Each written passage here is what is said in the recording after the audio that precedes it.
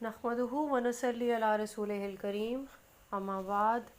फ़ाऊज़ु बिल्लाहि मिनश्शैतानिर्रजीम बिस्मिल्लाहिर्रहमानिर्रहीम रब्बि इश्रह ली सदरी व यस्सिर ली अमरी वहलुल उक़दतम मिन लिसानी यफ़क़हू क़ौली। अल्हम्दुलिल्लाह हम अब तक 11 पारे मुकम्मल कर चुके हैं। आज हमारा 12वां पारा स्टार्ट है। कल हमने स्टार्ट की थी सूरह हूद, उसका इंट्रोडक्शन भी आप लोगों ने देख लिया और स्टार्ट की जो 5 आयत हैं वो भी आपने देख ली। तो 6 आयत से हम स्टार्ट लेते हैं। ट्रांसलेशन से मैं स्टार्ट लूँगी इसकी। आयत नंबर 6। और नहीं है कोई भी चलने फिरने वाला जानदार ज़मीन पर मगर इसका रिज़्क़ अल्लाह के ज़िम्मा है, और वो जानता है इसके मुस्तकिल ठिकाने को भी और इसके आर्जी तौर पर सौंपे जाने को भी। वो ये सब कुछ एक रोशन किताब में दर्ज है। तो यहाँ पे जो बात हो रही है वो अल्लाह ताला ने जो रिस्क की तकसीम की है इस दुनिया में, उसके बारे में बात हो रही है कि जितने भी जानदार हैं अभी वो दुनिया में पहुँचे नहीं होते, लेकिन उनका जो रिस्क है वो पहले ही पहुँचा दिया जाता है। अब इस तरह से है कि ये इस तरह एक रखा गया है सिस्टम अल्लाह ताला ने, ताकि हर एक चीज़ जो है वो बैलेंस रहे। जो रिस्क की तकसीम है और जो दौलत है, ये सारी चीज़ें। तो अगर इंसान इसमें ऐसा कोई अपनी तरफ से ही कोई कानून वज़ा कर दे, ठीक है, तो वो ये सारा जो निज़ाम है वो दरम बरम हो जाएगा और बैलेंस नहीं रहेगा। तो नतीजा क्या होगा, किसी के पास बहुत सारी दौलत चले जाएगी और कहीं सिचुएशन ये होगी कि खाने को भी कुछ नहीं मिलेगा कुछ लोगों को। तो जहाँ भी ऐसा कोई ड्रास्टिक चेंज आपको दिखाई देगा तो इससे आप समझ लेंगे कि इसका ज़िम्मेदार इंसान खुद है, अल्लाह ताला ने ऐसी तकसीम नहीं की। आयत नंबर 7 में फरमाया जा रहा है, और वही है जिसने पैदा किया आसमान और ज़मीन को 6 दिनों में, और उसका तख्त था पानी, ताकि तुम्हें आजमाए कि कौन है तुमसे अच्छे अमल करने वाला। और अगर आप सल्लल्लाहु अलैहि वसल्लम कहें कि तुम्हें उठाया जाएगा मरने के बाद, तो कहेंगे वो लोग जिन्होंने कुफ्र किया, ये तो खुला जादू है। ये जो ज़मीन और आसमान की तख्लीक है, इसके बारे में हम पहले भी आयात देख चुके हैं। 6 दिनों में जो इसकी तख्लीक हुई है उसके बारे में भी हमने देखा। तो ये जो आखिरत पे जिसको यकीन नहीं होता, तो वो इसी तरह के हीले बहाने करता है कि ये खुला जादू है या कुछ इस तरीके से। ये आखिरत पे और अल्लाह से मिलने के जो मुलाकात का जो दिन है उस पर यकीन ना होने की ये सारी वजूहात हैं। आयत नंबर 8। और अगर मौखर किए रखें हम उनसे अज़ाब कोई ख़ास मुद्दत तक, तो वो कहते हैं कि किस चीज़ ने रोक रखा है इसे। आगाह हो जाओ, जिस दिन ये उन पर आ जाएगा तो इनकी तरफ से फेरा नहीं जाएगा और उनको घेरे में ले लेगी वही चीज़ जिसका ये लोग इस्तेहज़ा किया करते थे। यानी तरीका इनका इस तरह से है कि मजाक उड़ा रहे हैं कि इतना अरसा हो गया, आप सल्लल्लाहु अलैहि वसल्लम की तरफ से धमकियां मिल रही हैं कि अज़ाब आएगा, तुम पे अज़ाब आएगा, लेकिन आखिर कौन सी ऐसी चीज़ है जिसने इस अज़ाब को रोक रखा है। और अगर हम मज़ा चखाते हैं इंसान को अपनी तरफ से रहमत का, फिर हम इससे वो छीन लेते हैं तो वो हो जाता है बिल्कुल नाशुक्रा और मायूस। तो इंसान जो है वो फितरी तौर पर ही नाशुक्रा है। जब भी कभी उसको कोई नेमत मिलती है और उसे उसके बाद कोई मुश्किल पेश आ जाती है, तो वो सब भूल जाता है कि अल्लाह ताला ने मुझे एक टाइम पे नेमत दी थी और फिर मैं बहुत ज़्यादा इस पर खुश भी था और मेरी ज़िंदगी में कोई आसानी आई थी या वगैरह वगैरह कुछ भी। और जब भी सख्ती आती है इंसान इंतहाई मायूस हो जाता है और ऐसे लगता है कि उस पर ही सारे मुसीबत के पहाड़ जो हैं वो टूटते रहते हैं। जो मोमिन है ना, उसका इस तरह का एटीट्यूड होना चाहिए कि हालात जैसे भी हों, हालात अच्छे हैं या बुरे हैं, अच्छे हालात में सजदा शुक्र करना चाहिए, सख्ती आ जाती है तो सब्र से काम लेना चाहिए और साथ में इस चीज़ पे यकीन रखना चाहिए फ़इन्ना माल उस्रि युस्रा, इन्ना माल उस्रि युस्रा। मुसीबत के बाद जो है आसानी है, मुश्किल के बाद, और जो वक्त है वो एक जैसा नहीं रहता। आयत नंबर 10। और अगर हम मज़ा चखाएं इसे नेमतों का किसी तकलीफ़ के बाद जो इसको पहुंची हुई थी, तो ज़रूर कहेगा कि मेरे तो सारे दलदल दूर हो गए। बेशक वो इतराने वाला और फ़ख्र जताने वाला है। अच्छा, यहाँ पे बहुत सारा जो इंसान है हम में से तो ये एटीट्यूड होता है कि जब भी कोई ऐसी नेमत मिल जाए तो वो सजदा शुक्र बजा लाने से पहले हम लोग इतराना शुरू कर देते हैं और ये समझते हैं कि हमने हमारी अपनी कोई नेकी हमारे आगे आ गई, हमारी अपनी ही मेहनत थी, उसका हमें सिला मिल गया। हालांकि आपका जो एटीट्यूड है हम सब का, मोमिनों का, वो ये है कि हमें जो भी चीज़ मिलती है, चाहे वो आजमाइश है या चाहे वो नेमत है, तो वो उसका जो मुंजानिब है वो अल्लाह पाक की ज़ात है, इसके अलावा कुछ भी नहीं है। और हमारी क्या मजाल कि हम अपनी मेहनत का जो اس کا جو صلہ ہے وہ وصول کرنے لگے۔ آیت نمبر 11، سوائے ان لوگوں کے جنہوں نے صبر کی روش اختیار کی اور کیے نیک اعمال، انہی کے لیے مغفرت اور بہت بڑا اجر ہے۔ یعنی انسانوں کے بارے میں یہاں پہ بات ہو رہی ہے۔ ایسا نہیں ہے کہ سبھی انسانوں کا ایسا ہی ایٹیٹیوڈ ہوتا ہے، بلکہ ایسے بھی انسان ہیں جن کو اللہ تعالیٰ نے حقیقی ایمان کی نعمت سے نواز رکھا ہے، اور ان کے جو اعمال ہیں وہ اس طریقے سے نہیں ہے کہ جس طریقے کی بات ہو رہی ہے کہ مصیبت آئے گی تو وہ اس پہ بے صبرے ہو جائیں گے، اور اگر آپ کو نعمت مل جاتی ہے تو اس پہ اترانا شروع کر دیں۔ آیت نمبر 12 میں فرمایا جا رہا ہے، تو اے نبی صلی اللہ علیہ وسلم، شاید آپ کچھ چیزیں چھوڑ دیں اس میں سے جو آپ کو وحی کی جا رہی ہیں، اور آپ صلی اللہ علیہ وسلم کا سینہ اس سے تنگ ہو رہا ہے، جو وہ کہہ رہے ہیں کہ کیوں نہیں ان کے اوپر اتار دیا گیا کوئی خزانہ، یا کیوں نہیں آیا ان کے پاس کوئی فرشتہ۔ اے نبی صلی اللہ علیہ وسلم، آپ تو صرف خبردار کرنے والے ہیں، اور ہر چیز کا ذمہ دار اللہ تعالیٰ ہیں۔ تو اس دور کی صورتوں میں ہم نے دیکھا کہ بار بار تسلی والے انداز ہیں کہ رسول اللہ صلی اللہ علیہ وسلم کو اس چیز کا احساس دلایا جا رہا ہے، آپ اس سب چیزوں کا جو برڈن ہے وہ نہیں لیں، آپ کے جو تمام معاملات ہیں اللہ تعالیٰ خود دیکھیں گے، آپ نے صرف دعوت دینی ہے، لوگوں کو خبردار کرنا ہے، اچھے برے کی جو ہے تمیز سکھانی ہے، اور یہ کہ آپ کا مقصد یہ نہیں ہے کہ کوئی بھی معجزہ جو دکھائیں اور اس کے بعد لوگوں کو جو ہے امپریس کر دیں، یعنی یہ بھی نہیں کہ ان لوگوں پہ عذاب کیسے آئے گا، کب آئے گا، بھیجنا ہے یا نہیں بھیجنا، یہ سارے اختیارات اللہ تعالیٰ نے اپنے ہی پاس رکھے ہوئے ہیں۔ کیا وہ کہتے ہیں کہ یہ قرآن اس نے خود گھڑ لیا ہے؟ آپ صلی اللہ علیہ وسلم کہیے کہ اچھا تم لوگ بھی لے آؤ اس جیسی 10 صورتیں گھڑی ہوئیں، اور بلا لو تم جس کو بھی بلا سکتے ہو اللہ کے سوا، اگر تم سچے ہو۔ تو ہم نے یہ دیکھا لاسٹ ٹائم بھی ہمارے پاس سورہ بنی اسرائیل بھی آئی، اور اس کے علاوہ سورہ یونس میں بھی، تو یہ چیلنج مشرکین کو بار بار دیا گیا، اور یہ قیامت تک کا چیلنج ہے کہ کوئی بھی اس کو پورا کرنا چاہے تو کرے، ایک کھلا چیلنج ہے کہ ایسا کر سکتے ہو کہ اس جیسا قرآن اگر تم بھی بنا سکتے ہو تو بنا لو۔ پہلے جو ہے چیلنج تھا پورے قرآن کا، سورہ بنی اسرائیل کی آیت نمبر 88 میں، اس کے بعد 10 صورتوں کا چیلنج دیا گیا، اس کے بعد جو ہے سورہ یونس میں اور سورہ بقرہ میں کہا گیا کہ ایک آیت ہی بنا لاؤ، یا ایک صورت ہی بنا لاؤ، تو آیت نمبر 14 میں بتایا گیا،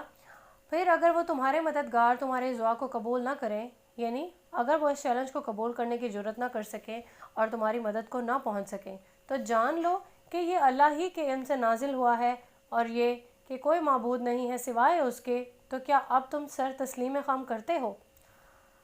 تو obviously یہ والا جو چیلنج ہے یہ کوئی پورا کر بھی نہیں سکتا، ان کے جو معبود ہیں ان کو یہ پکارتے بھی رہیں گے تو کیا ہوگا؟ یہ لوگ کچھ ایک صورت تک بنا نہیں سکتے، تو پورا قرآن تو بالکل ہی ایک الگ بات ہو گئی۔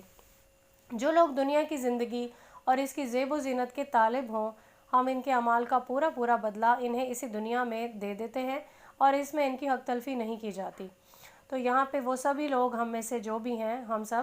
ان کے لیے یہ ایک بہت زیادہ الارمنگ جو ہے یہ آیت ہے کہ جن کے دماغ پہ دماغ پہ جو ہے دنیا چھائی رہتی ہے، یعنی ہماری جتنی بھی اللہ تعالیٰ نے ہمیں صلاحیتیں دی ہوئی ہیں، ہم ان کو کس لیے جو ہے وہ سرو کرتے ہیں؟ تاکہ دنیا کما لیں، ہمیں یہ بھی مل جائے، وہ بھی مل جائے، ہمیں ساری ضروریات زندگی بھی مل جائے، مال و دولت سب بھی کچھ مل جائے، ایون ہماری ساری پلاننگ جو ہے وہ دنیا سے شروع ہو کے دنیا تک ہی ختم ہوگی۔ تو ان کے لیے یہی ایک بہت ہی سمپل سٹائل میں اللہ تعالیٰ نے بتایا کہ ان کو پھر سبھی کچھ دے دیا جائے گا، ان کے جو اعمال بھی ہوں گے کوئی، تو ان کا بدلہ دنیا میں ہی دے دیا جائے گا، پھر آخرت میں کیا ہوگا ان کے لیے؟ تو آیت نمبر 16 میں ہم دیکھتے ہیں، یہی لوگ ہیں جن کے لیے آخرت میں کچھ نہیں ہے سوائے آگ کے، اور اس دنیا میں انہوں نے جو کچھ کیا وہ سب ہبت ہو جائے گا، اور جو اعمال انہوں نے کیا وہ بھی ضائع ہو جائیں گے۔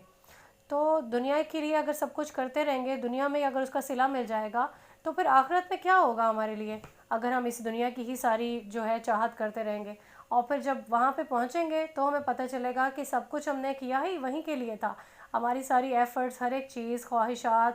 تو اب کچھ بھی نہیں ہے، کوئی ایک جو نیکی ہے وہ بھی نہیں ہے ہمارے لیے، تو ہر ایک چیز جو ہے یوں سمجھے کہ وہ جو پلڑا ہے وہ خالی کا خالی ہوگا۔ آیت نمبر 17 ہے، تو بھلا وہ شخص جو اپنے رب کی طرف سے ایک واضح دلیل پر ہو، اور اس کے پیچھے آئے اللہ کی طرف سے ایک گواہ بھی، اور اس سے پہلے کتاب موسیٰ بھی موجود تھی جو امام بھی تھی اور رحمت بھی۔ یہی وہ لوگ ہیں جو اس قرآن پر ایمان لائیں گے، اور جو اس کا انکار کرے گا ان گروہوں میں سے تو آگ ہی اس کے وعدہ کی جگہ ہے۔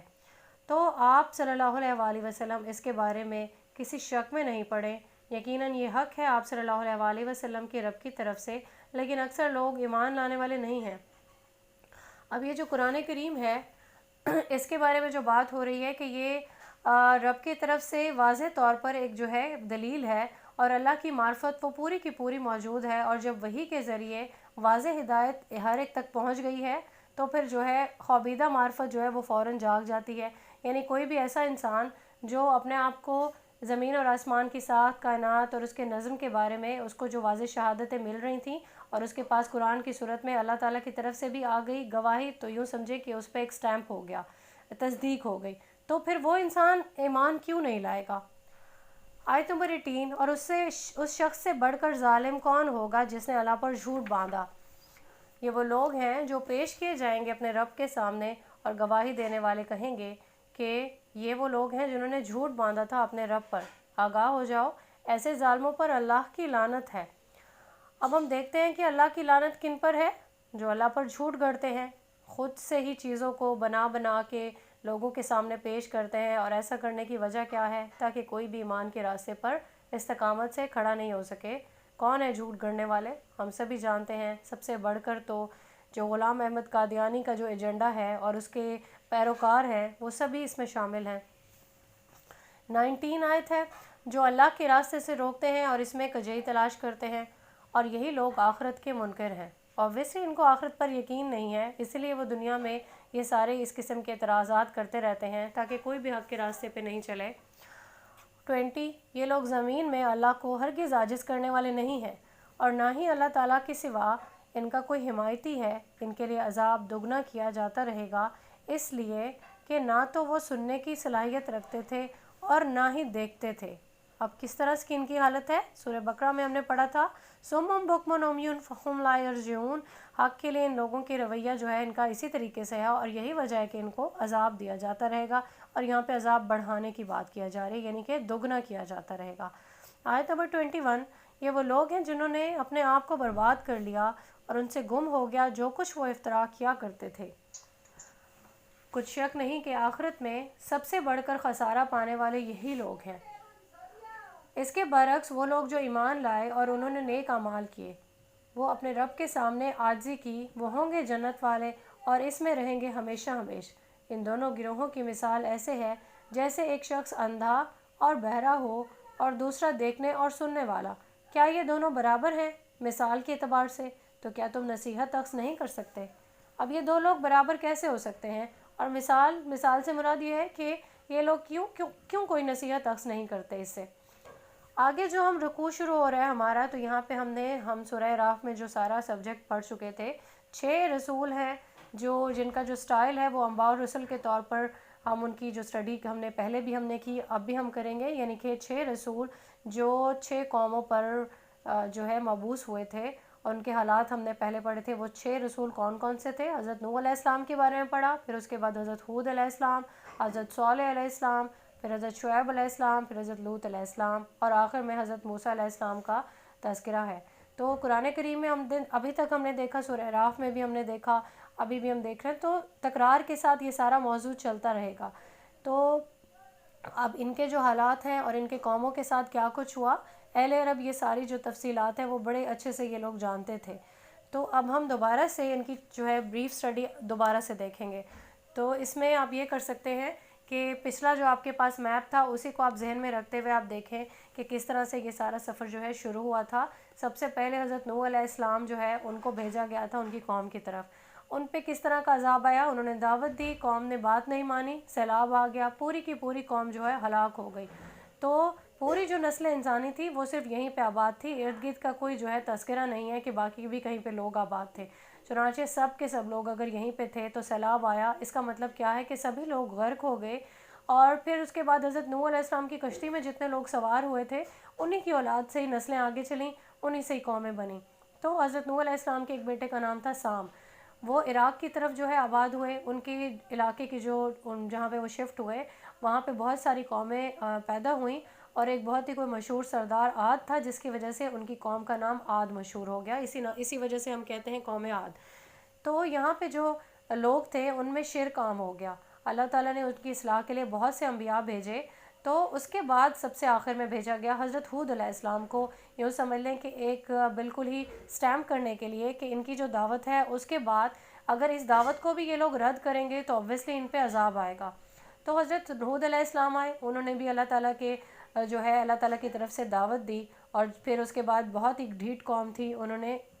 بالکل بھی جو ہے ایمان نہیں لائے. تو پھر ان کو حضرت ہود علیہ السلام کو حکم ہوا اپنے ساتھیوں کو لیں اور اس کے بعد یہاں سے ہجرت کر جائیں. تو جب یہ لوگ ہجرت کر گئے تو پیچھے ان کی قوم پر عذاب آ گیا. اب جب حضرت ہود علیہ السلام اور ان کے ساتھی ہیں آگے جب وہ شفٹ ہو گئے, ہجرت کر گئے, پھر ان کی نسل آگے بڑھی. پھر اس کے بعد جو ہے ایک قوم وجود میں آئی جس کا نام قوم سمود ہے. یہ قوم جو ہے کافی اللہ تعالیٰ نے اس کو جو ہے عروج دیا تھا, اور بہت زیادہ جس طرح سے کہتے ہیں کہ اچھے قسم کے ان میں گٹس تھے, صلاحیتیں تھیں. گرینائٹ جو تھیں, اس کی جو پہاڑوں کا ایک جو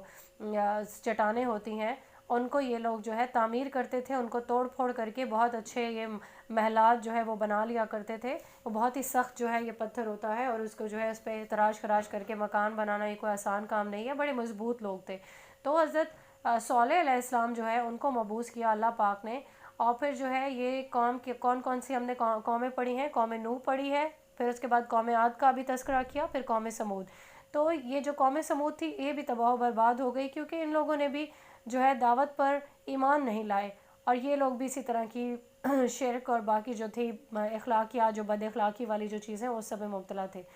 اب یہاں تک جو قومیں آئی ہیں وہ حضرت ابراہیم علیہ السلام سے پہلے تک کی ہیں. اس کے بعد جو ہے عراق میں جو لوگ تھے وہ سامی نسل کے لوگ تھے. یہ وہ علاقہ تھا جہاں پر حضرت ابراہیم علیہ السلام کو بھیجا گیا, اور کہیں کہیں جو ہے ان کا تذکرہ آیا ہے, لیکن یہ جو انبیاء اور رسل کا جو انداز ہے اس انداز میں نہیں آیا. یہ کون سا انداز ہے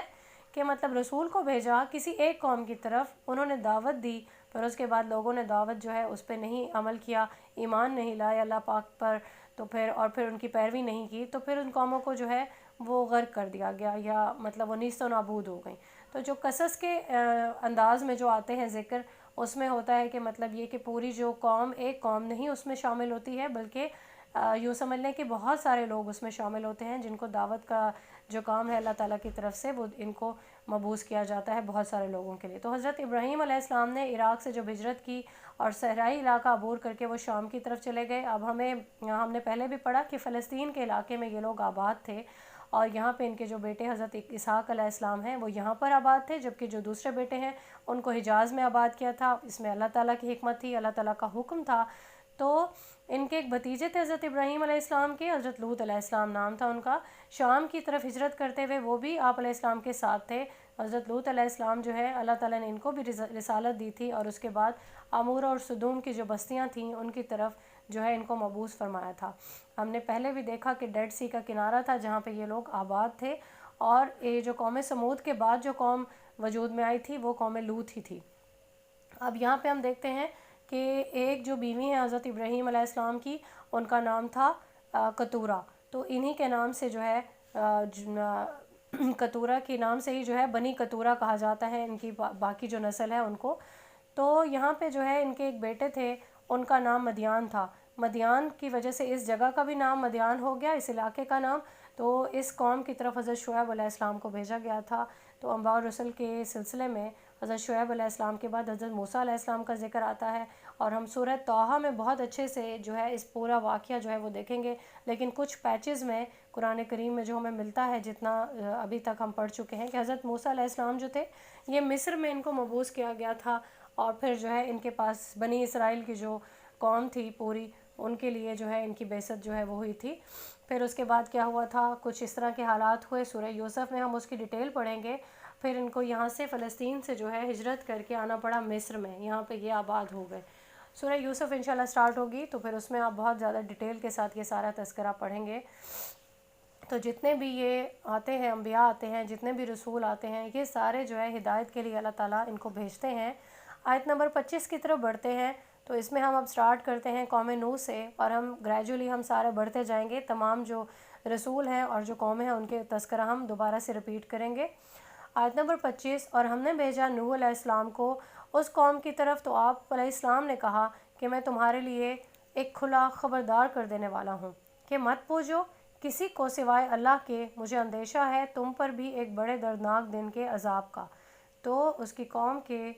ان سرداروں نے کہا جنہوں نے کفر کی روش اختیار کی تھی کہ ہم نہیں دیکھتے ہیں نوح مگر آپ کو اپنے جیسا ایک انسان، اور ہم نہیں دیکھتے مگر یہ کہ آپ کی پیروی کرنے والے بظاہر ہم سے ادنا درجے کے لوگ ہیں، اور ہمیں نظر نہیں آتی اپنے مقابلے میں تم لوگوں کی کوئی بھی فضیلت، بلکہ ہمارا گمان تو یہی ہے کہ تم لوگ جھوٹے ہو۔ اب یہاں پہ دیکھیں یہ جو سٹیٹس کا جو ڈیفرنس ہے نا، یہ شروع سے ہی سمجھ لیں کہ چلا آ رہا ہے۔ اب جو معاشرے کے جو نچلے طبقے کے لوگ سمجھے جاتے تھے تو وہ جو ہے اوبویسلی وہ بہت جلد ایمان لے آئے، تو جو باقی لوگ تھے سرداروں کا جن کا لیول تھا وہ سارے لوگ جو ہے اس پہ ٹونٹنگ ان کا ایک سٹائل تھا کہ آپ میں ایسی کیا اسپیشلٹی ہے، ہمیں تو آپ جو ہے بالکل ایک عام سے انسان نظر آ رہے ہیں، اور پلس یہ کہ جو آپ پر ایمان لا رہے ہیں آپ کو جو سچا سمجھتے ہیں وہ بھی کوئی بہت زیادہ اعلیٰ قسم کے لوگ نہیں ہیں بلکہ نچلے درجے کے لوگ ہیں، مطلب سٹیٹس سمبل نہیں ہے، اور اگر کوئی سٹیٹس والا انسان آپ سے متاثر ہوتا تو ہم اس بارے میں سوچتے۔ پھر اس کے بعد آیت نمبر 28 ہم دیکھتے ہیں، نوح علیہ السلام نے کہا اے میری قوم کے لوگوں ذرا غور کرو، اگر میں اپنے رب کی طرف سے بینہ پر تھا اور اب اس نے مجھے اپنے پاس سے خاص رحمت بھی عنایت فرما دی ہے جس کو تمہاری نظروں سے پوشیدہ رکھا گیا ہے، تو کیا ہم چپکا دیں تم پر اس کو زبردستی جبکہ تم لوگ اس کو ناپسند کرتے ہو۔ اب یہاں پہ یہ بات بتائی جا رہی ہے حضرت نوح علیہ السلام کی طرف سے کہ میرا جو ایٹیٹیوڈ ہے بہت اچھے سے آپ لوگ جانتے ہیں، میرا کردار بھی اس سے بھی آپ لوگ واقف ہیں، تو آپ اگر غور و فکر کریں تو میں پہلے بھی ایک جو ہے بہترین شخصیت کا حامل ایک انسان تھا، اور اس کے بعد جو ہے اللہ تعالیٰ کی طرف سے ایک اور رحمت ہوئی کہ اللہ تعالیٰ کی وحی آتی ہے مجھ پہ، اور ان سب چیزوں کو تم لوگ نہیں پہچان سکتے، اس کے بارے میں نہ ہی میں تمہیں بتا سکتا ہوں بلکہ میں تمہیں دکھا نہیں سکتا، اگر تم جان لو کہ اور یقین کر لو تو میرے پاس بتانے کے علاوہ کوئی اور چارہ نہیں ہے۔ 29 آیت ہے، اور اے میری قوم کے لوگوں میں تم سے اس کے بدلے کوئی مال طلب نہیں کرتا، میرا اجر تو اللہ کے ہی ذمہ ہے، اور جو لوگ ایمان لائے ہیں میں ان کو دھتکارنے والا بھی نہیں ہوں، اور یقیناً اپنے رب سے ملنے والے ہیں، لیکن میں تمہیں دیکھتا ہوں کہ تم لوگ جہالت میں مبتلا ہو گئے ہو۔ اب یہاں پہ تھوڑا اور جو ہے کلیریفائی کر رہے ہیں کہ جن کو آپ ادنا طبقے سے جو ہے تعلق رکھنے والا خیال کرتے ہیں وہ سارے اہل ایمان ہیں، اور دوسرا یہ کہ میرے لیے وہ بہت زیادہ امپورٹنٹ ہیں یہ سارے لوگ، اب میں تم لوگوں کے کہنے پر خود کو ان سے دور نہیں کر سکتا۔ آیت نمبر 30، اور اے میری قوم کے لوگوں اگر میں ان کو اپنے ہاں سے بھگا دوں تو کون میری مدد کرے گا اللہ کے مقابلے میں، تو کیا تم لوگ نصیحت اخذ نہیں کرتے؟ یعنی اللہ سے ڈرنے والا ایک سٹائل ہے کہ اگر میں اللہ کے بندوں کو ہی اپنے سے دور کر دوں تو پھر اوبویسلی اللہ مجھ سے ناراض ہو جائیں گے، اور پھر اس سے یہ بھی بتایا جا رہا ہے کیا تم لوگ نصیحت اخذ نہیں کر رہے۔ 31، اور میں تم سے یہ نہیں کہتا کہ میرے پاس اللہ کے خزانے ہیں، نہ میں غیب کا علم رکھتا ہوں، اور نہ میں یہ کہتا ہوں کہ میں فرشتہ ہوں، اور نہ میں یہ کہہ سکتا ہوں کہ ان لوگوں کے بارے میں جنہیں تمہاری آنکھیں حقیر دیکھ رہی ہیں کہ اللہ انہیں کوئی خیر نہیں دے گا۔ اللہ خوب جانتا ہے جو کچھ ان کے دلوں میں ہے، اگر میں ان کو دور کر دوں تب تو یقیناً میں خود ظالموں میں سے ہو جاؤں گا۔ تو اللہ جو ہے وہ بہتر جانتے ہیں کہ کون جو ہے ایمان کے دعوے میں کتنا مخلص ہے اور کس کے دل میں اللہ کے لیے کتنی محبت ہے، اور اگر وہ یہ جس طرح سے یہ لوگ کرٹیسائز کر رہے ہیں ان کے باتوں میں آ کر ایمان والوں کو اپنے سے دور کر دیں، تو آبویسلی بتا رہے ہیں حضرت نوح کہ میرا بھی شمار پھر ان ظالموں میں سے ہو جائے گا۔ انہوں نے کہا اے نوح تم نے ہم سے جھگڑا کیا اور خوب جھگڑا کیا، بس لے آؤ ہم پر وہ عذاب جس کی تم ہمیں دھمکی دے رہے ہو۔ اب کیونکہ ان لوگوں کو یقین نہیں ہے، نہ تو ایمان لائے ہیں اور نہ ہی یہ پر یقین ہے کہ حضرت نوح علیہ السلام جو ہیں وہ سچے ہیں، تو ضد میں آ کر اس طرح کی باتیں کریں کہ پھر آپ کو کون روک رہا ہے، عذاب لے آؤ، اور اس طرح کی مطلب بات کریں کہ یہ صرف جو ہے ایک دھمکی کے طور پہ ہی ہم آپ کی بات کو لے رہے ہیں، اس سے بڑھ کر اور کچھ بھی نہیں ہے۔ 33، آپ علیہ السلام نے فرمایا کہ وہ عذاب تو اللہ ہی لائے گا تمہارے اوپر اگر وہ چاہے گا، اور پھر تم اس کو شکست نہیں دے سکو گے،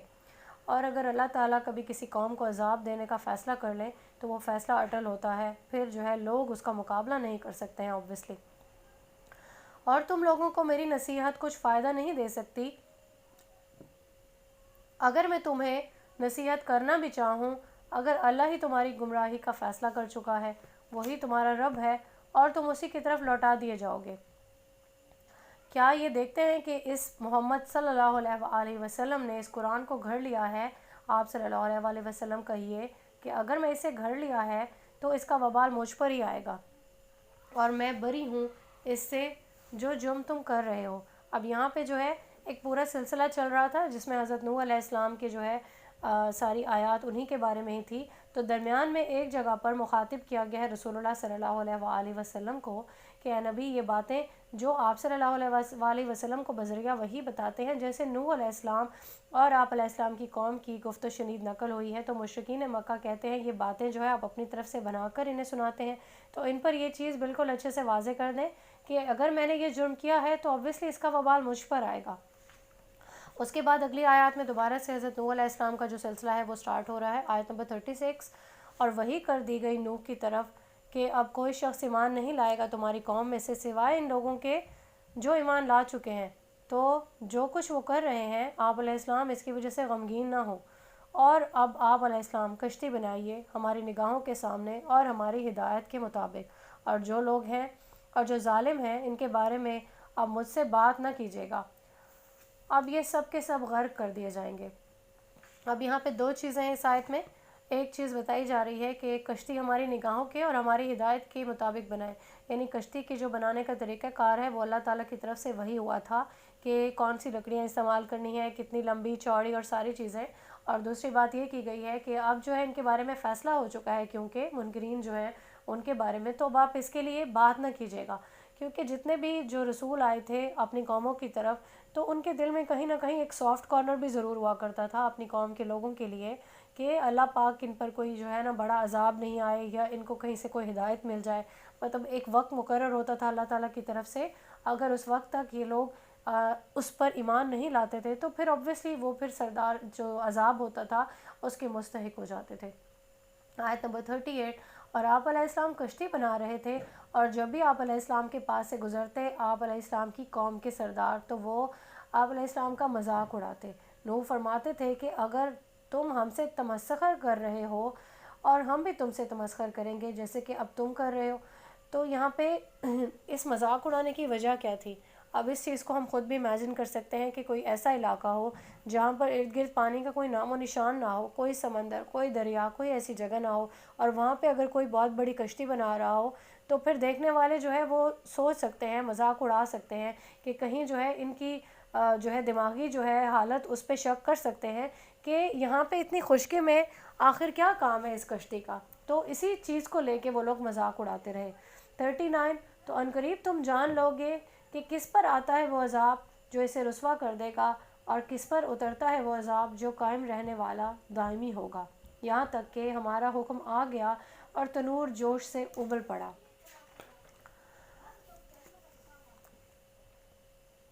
ہم نے کہا اے نوح علیہ السلام، اپنی اس کشتی میں تمام جانداروں کا ایک ایک جوڑا رکھ لو، اور اپنے اہل و عیال کو بھی سوائے ان کے جن کے بارے میں پہلے حکم گزر چکا ہے، اور ان لوگوں کو بھی سوار کر لیں جو ایمان لائے ہیں اور نہیں ایمان لائے تھے آپ علیہ السلام کے ساتھ مگر بہت ہی کم۔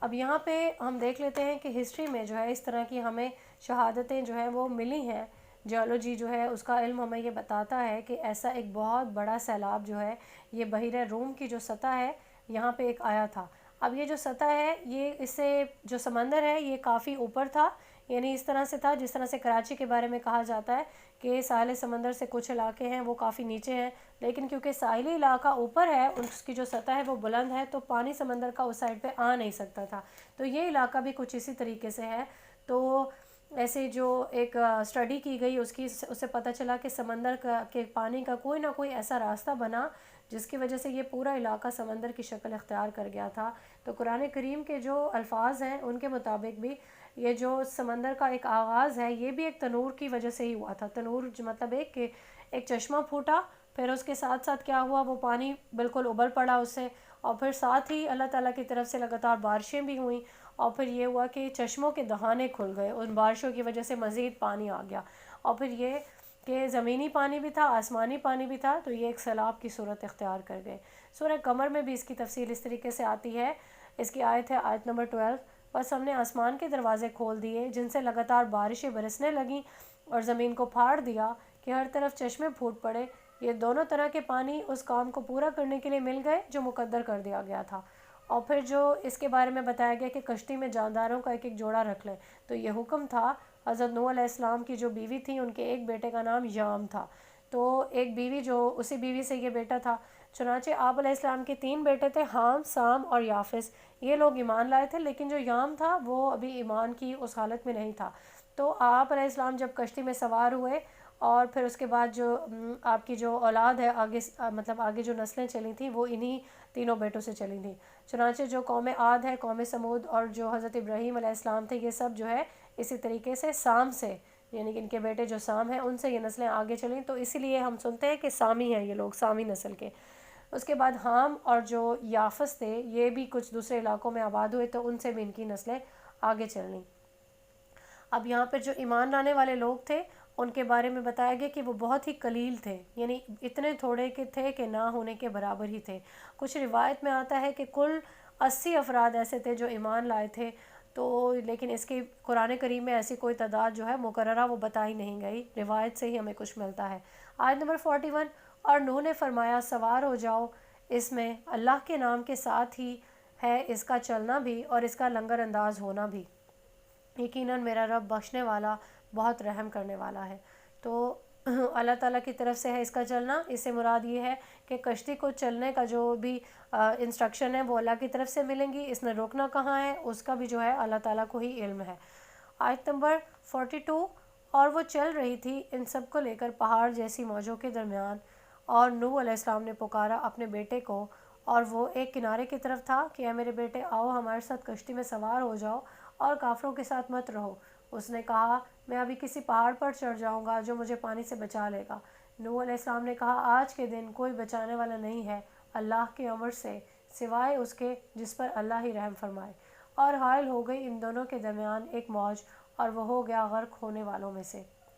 اور حکم ہوا کہ اے زمین تو اپنے پانی کو نگل جا، اور اے آسمان تو بھی اب تھم جا، اور پانی سکھا دیا گیا اور فیصلہ چکا دیا گیا، اور کشتی جودی پہاڑ پر جا رکی، اور کہہ دیا گیا کہ ہلاکت ہے اس قوم کے لیے جو ظالم تھی۔ اب یہ جو کوہ ارارات ہے، یہاں پہ ایک پہاڑی کا نام جودی ہے، یہ جو ہے اسی میں جو پہاڑ تھے، اور یہ جو دشوار گزار جو ایک سلسلہ ہے،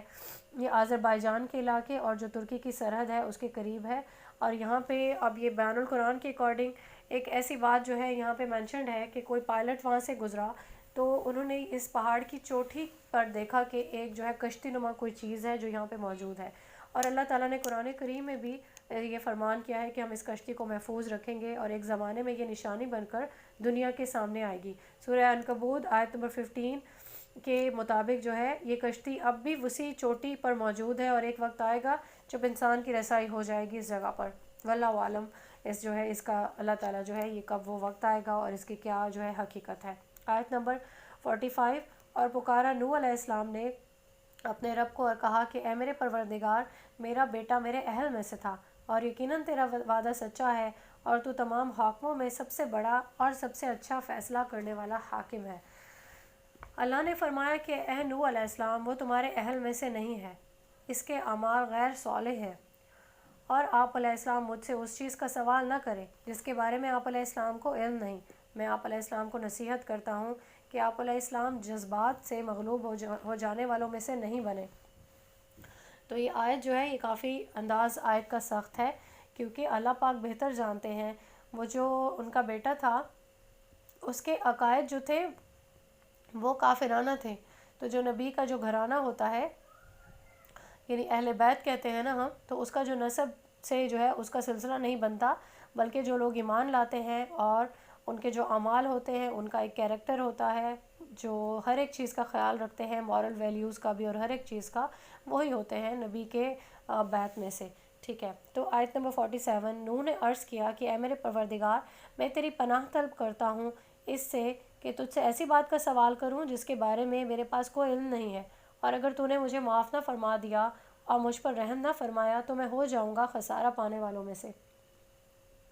حکم ہوا کہ اے نوح اتر جاؤ ہماری طرف سے سلامتی اور برکتوں کے ساتھ جو آپ علیہ السلام پر بھی ہوں اور ان امتوں پر بھی جو آپ علیہ السلام کے ساتھیوں کی نسلوں سے وجود میں آئی ہیں،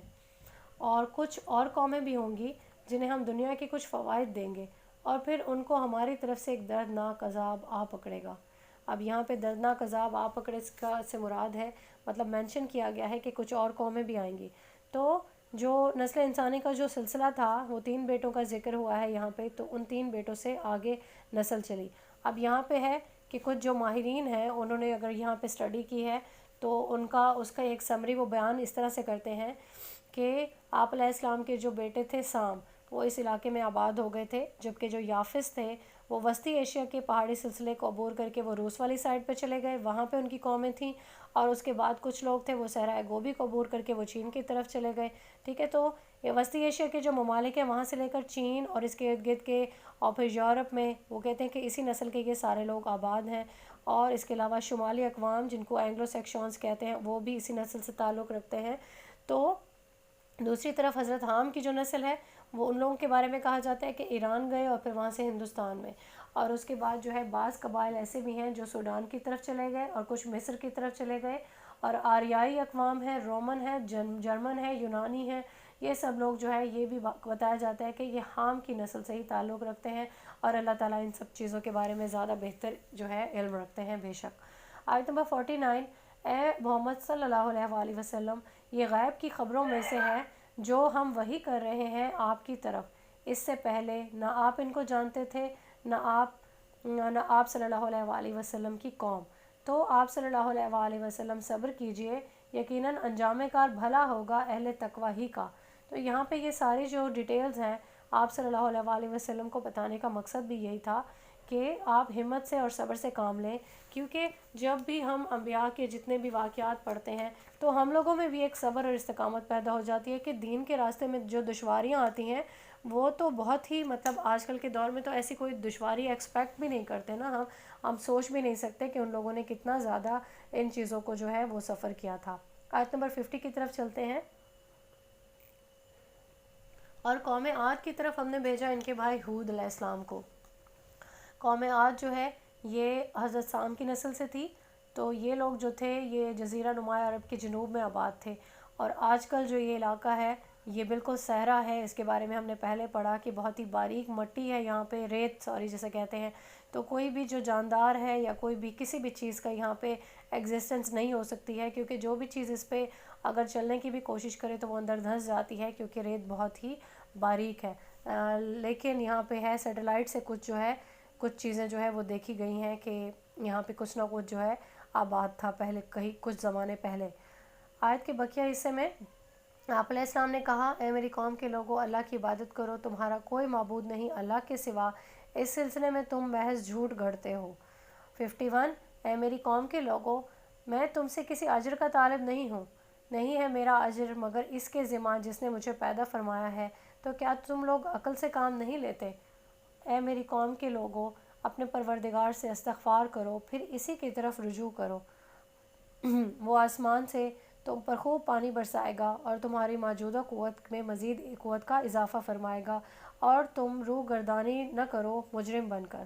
تو یہاں پہ جو ہے اللہ تعالیٰ جو ہے جب کسی قوم کی طرف اپنے رسولوں کو بھیجتے ہیں تو ایسا ہوتا ہے کہ اگر وہ ان کی بات مان لیتے ہیں اور ایمان لے آتے ہیں تو پھر کیا ہوتا ہے، اللہ تعالیٰ کی بہت ساری نعمتیں جو ہیں ان کے دروازے کھل جاتے ہیں۔ اگر وہ ان کی بات نہیں مانتی، دعوت پر ایمان نہیں لاتی، تو پھر ان کو تباہ و برباد کر دیا جاتا ہے۔ آیت نمبر 53، انہوں نے کہا کہ اے ہود، تم ہمارے پاس کوئی سند لے کر نہیں آئے، اور ہم نہیں ہیں چھوڑنے والے اپنے معبودوں کو صرف تمہارے کہنے پر، اور تمہاری بات ماننے والے نہیں ہیں۔ ہم تو یہی کہتے ہیں کہ تم پر ہمارے معبودوں میں سے کسی کی مار پڑی ہے۔ ہود نے کہا کہ میں اللہ کو گواہ ٹھہراتا ہوں اور تم بھی گواہ رہو کہ میں بری ہوں ان سے جنہیں تم شریک ٹھہرا رہے ہو اس کے سوا۔ تو یہاں پہ بہت ہی ڈھٹائی والا جو سٹائل ہے وہ یہ ہے کہ آپ ہمارے معبودوں کا کیونکہ انکار کرتے ہیں، تو یہ لوگ اس طرح سے انہوں نے ایک جو ہے اسٹیٹمنٹ پاس کی کہ ہماری معبودوں کی جو گستاخی کی ہے آپ نے، اسی کی سزا ہے کہ آپ بالکل بھی آپ کا دماغ اب ٹھیک سے کام نہیں کر رہا، آپ بہ کی باتیں کرنے لگے ہیں، اور یہ کہ پھر اس کے بعد بالکل حضرت ہود علیہ السلام نے اسی طرح کی ایک بیزاری کا جو ہے وہ مظاہرہ کیا ہے، جس طرح سے حضرت ابراہیم علیہ السلام نے اپنی قوم سے کہا تھا کہ میں تمہارے معبودوں سے، تمہارے شرک سے بالکل بری ہوں اور بیزار ہوں۔ 55، پس تم میرے مل کر میرے خلاف جو چالیں چل سکتے ہو چل لو، پھر مجھے ذرا مہلت نہ دو۔ میں نے تو توکل کیا ہے اللہ پر جو میرا بھی رب ہے اور تمہارا بھی رب ہے۔ نہیں ہے کوئی بھی جاندار مگر اس کی پیشانی اسی کی گرفت میں ہے۔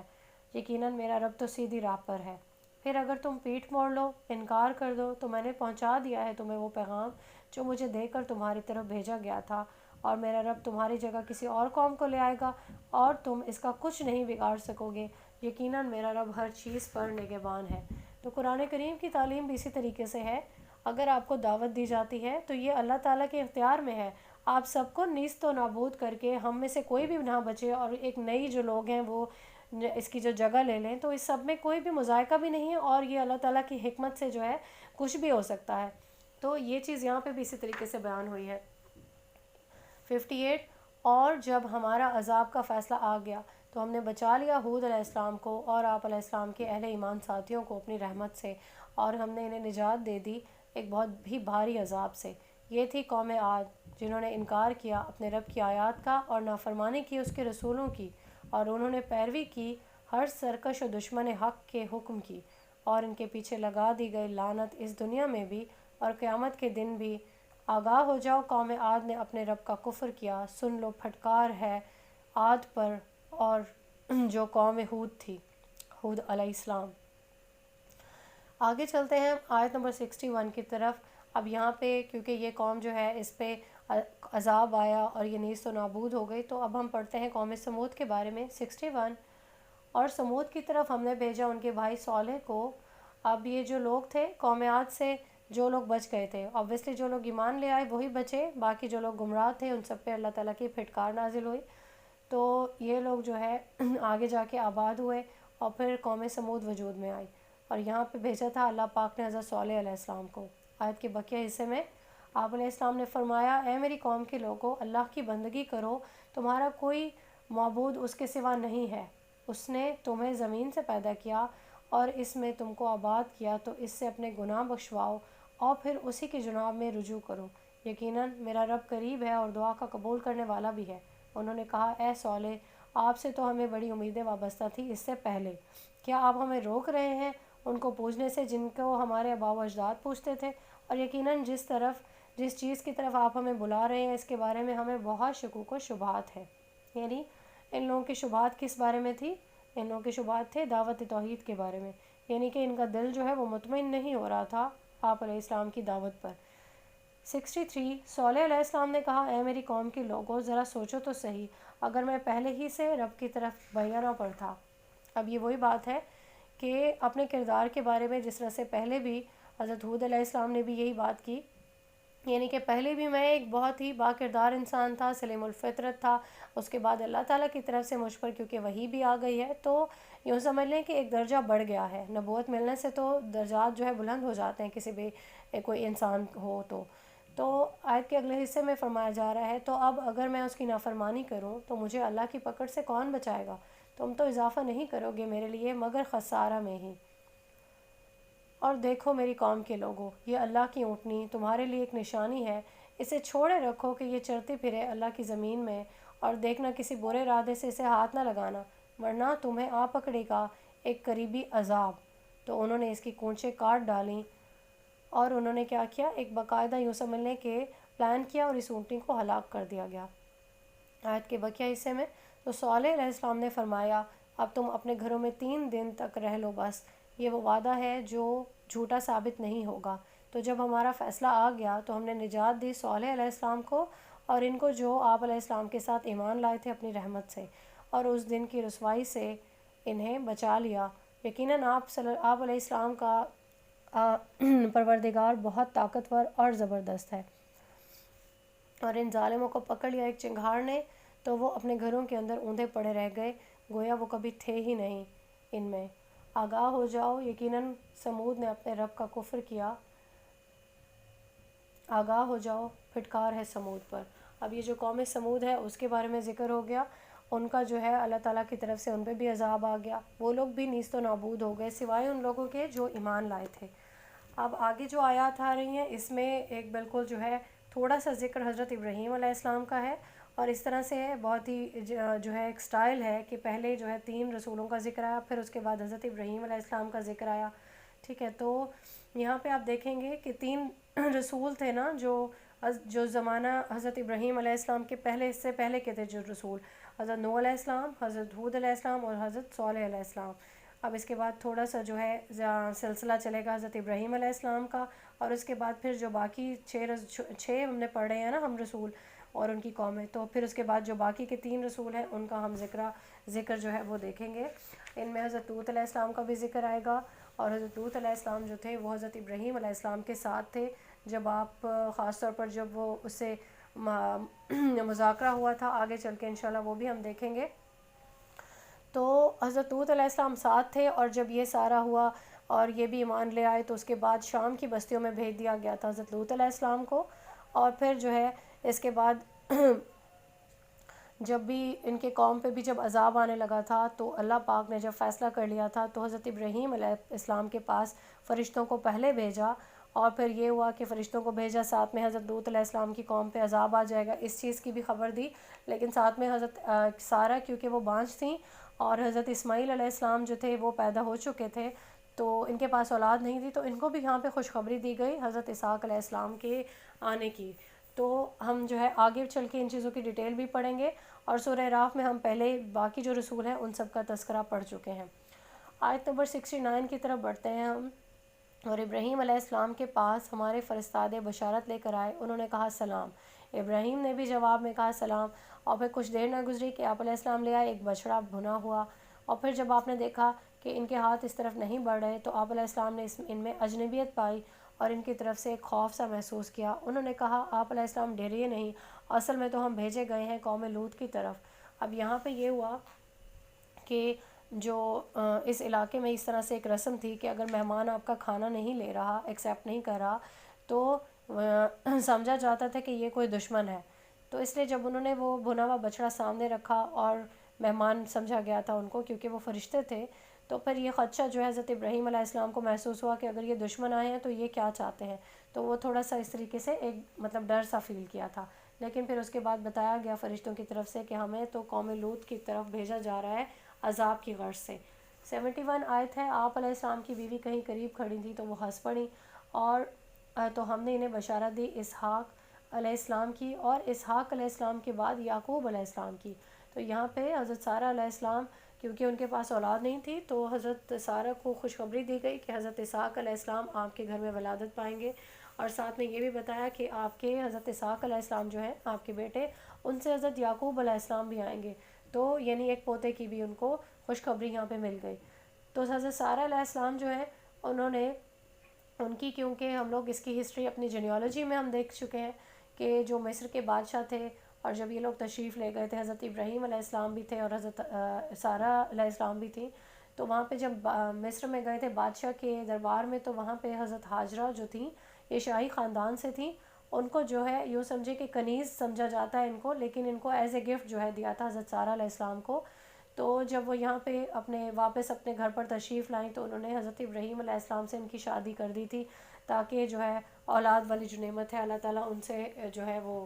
دے سکیں ان کو۔ تو پھر حضرت اسماعیل علیہ السلام کی ولادت ہوئی، پھر اللہ تعالیٰ کا حکم ہوا حضرت ابراہیم علیہ السلام جو ہے وہ ان دونوں جو ماں بیٹے ہیں حضرت ہاجرہ اور حضرت اسماعیل علیہ السلام، ان دونوں کو حجاز میں چھوڑ آئے تھے۔ تو یہاں پہ فرشتوں نے جب ولادت کی بشارت دی حضرت اسحاق علیہ السلام کی، تو اب آگے دیکھتے ہیں، بہت ہی پیاری آیت ہے، 72 آیت ہے کہ اس نے کہا ہائے میری شامت، کیا اب میں بچہ جنوں گی جبکہ میں نہایت بوڑھی ہو چکی ہوں اور یہ میرے شوہر بھی بوڑھے ہو چکے ہیں، تو یہ بہت عجیب بات ہے۔ فرشتوں نے کہا کیا آپ تعجب کرتی ہیں اللہ کے فیصلے پر؟ اللہ کی رحمتیں اور اس کی برکتیں ہوں تم پر اے نبی کے گھر والوں، یقیناً اللہ لائق حمد اور بزرگی والا ہے۔ یعنی یہ اللہ کا ہی ڈیسیژن ہے کہ اللہ تعالیٰ کب کسی کو اس سب نعمتوں سے سرفراز کرے، اللہ تعالیٰ کی ہی مصلحت ہے کہ کس چیز میں کتنی دیر ہے اور کس چیز میں کتنی جو ہے چیزوں کی مصلحت ہے۔ تو یہاں پہ جو ہے اہل بیت ہیں، اہل بیت کا جو مفہوم ہے وہ اس طرح سے ہے کہ جو نبی کا جو گھر ہوتا ہے، یعنی گھر والے ہوتے ہیں، جو اہل ایمان ہوتے ہیں، وہ سارے اہل بیت میں شامل ہوتے ہیں۔ تو رسول اللہ صلی اللہ علیہ وسلم کے معاملے میں بھی اہل بیت جو ہیں وہ رسول اللہ صلی اللہ علیہ وسلم کی ازواج مطہرات ہیں، اور اس کے بعد آپ نے اپنے اہل بیت کا ایک دائرہ ہے اس کو وسعت دیتے ہوئے فرمایا تھا کہ حضرت فاطمہ رضی اللہ تعالیٰ عنہا اور حضرت علی رضی اللہ تعالیٰ عنہ، حضرت حسن، حضرت حسین رضی اللہ تعالیٰ عنہم جو ہے یہ لوگ بھی اہل بیت میں ہی شامل ہیں۔ آیت نمبر 74۔ پھر ابراہیم علیہ السلام کا خوف جاتا رہا اور یہ بشارت بھی پہنچ گئی تو آپ علیہ السلام نے جھگڑنا شروع کیا ہم سے قوم لوط کے بارے میں۔ اب یہ کیونکہ جب بھی نرم دل ہوتے ہیں جو انبیاء ہیں اور جو رسول ہیں، تو جیسے ہی انہیں پتہ چلا کہ یہ ساری بستیوں کے جو لوگ ہیں یہ سارے نیست و نابود کر دیے جائیں گے، تو انہوں نے استفسار کرنا سٹارٹ کر دیا اور فرشتوں سے پوچھا کہ اگر بستیوں میں 50 آدمی ایسے ہوئے جو ایمان والے ہوئے تو سب کو کیا ہلاک کر دیا جائے گا؟ تو فرشتوں نے کہا نہیں۔ پھر ان کے بعد انہوں نے اسی طریقے سے اس سب کی جو پوری ڈیٹیل ہے وہ تورات سے ملتی ہے، قرآن کریم میں اس سب کی ڈیٹیل جو ہے وہ موجود نہیں ہے، یعنی اس استفسار کی تو حضرت ابراہیم علیہ السلام نے فرمایا کیا 40 آدمی اگر ایمان لائے تب ان کو تباہ نہیں کیا جائے گا؟ تو فرشتوں نے کہا نہیں، اور اسی طرح سے بات ہوتے ہوتے 5 آدمیوں سے پر آئی۔ لہٰذا فرشتوں نے کہا کہ حضرت ابراہیم علیہ السلام کو کہ آپ یہ بحث چھوڑ دیں کیونکہ رب کا فیصلہ تو آ چکا ہے۔ ان بستیوں میں حضرت لوط علیہ السلام اور ان کی جو 2 بیٹیاں تھیں، ان کے علاوہ ایک بھی ایسا شخص نہیں تھا جو ایمان لایا ہو۔ آیت نمبر 75۔ یقیناً ابراہیم تو بہت ہی بردبار اور نرم دل اور اللہ کی جناب میں رجوع کرنے والے تھے۔ اب جو رسول ہیں ان کے دل جو ہیں وہ نرم ہوتے تھے، تو ابراہیم علیہ السلام کی جو ہے یہاں پہ صفات بیان کی گئی ہیں، ان کو جو ہے یہ بہت زیادہ یوں سمجھیں ان کی عزت افزائی بھی کی گئی ہے کہ وہ ایک تو بردبار تھے، نرم دل تھے اور اللہ کی جناب میں رجوع کرنے والے تھے، یعنی توبہ طائب کرنے والے تھے۔ اور یہ جو نرمی کی بات ہوئی ہے، یعنی کہ خصوصی جو نرم دل ہوتے ہیں وہ رسول اللہ صلی اللہ علیہ وسلم بھی اسی طریقے سے ان کی امت کی طرف بہت زیادہ جو ہے نرمی کا ایک مظاہرہ ہوتا تھا، اور بہت جو ہے ان کی طبیعت پہ یہ چیز جو ہے وہ گراں گزرتی تھی کہ میری امت کو عذاب دیا جائے۔ اور اسی طریقے سے حضرت ابو بکر صدیق کی بھی ایک مثال ہے کہ ان کی طبیعت میں بھی اللہ تعالیٰ نے بے حد نرمی جو ہے وہ پیدا کی تھی۔ 76۔ اے ابراہیم چھوڑیے اس معاملے کو، اب تو آپ علیہ السلام کے رب کا فیصلہ آ چکا ہے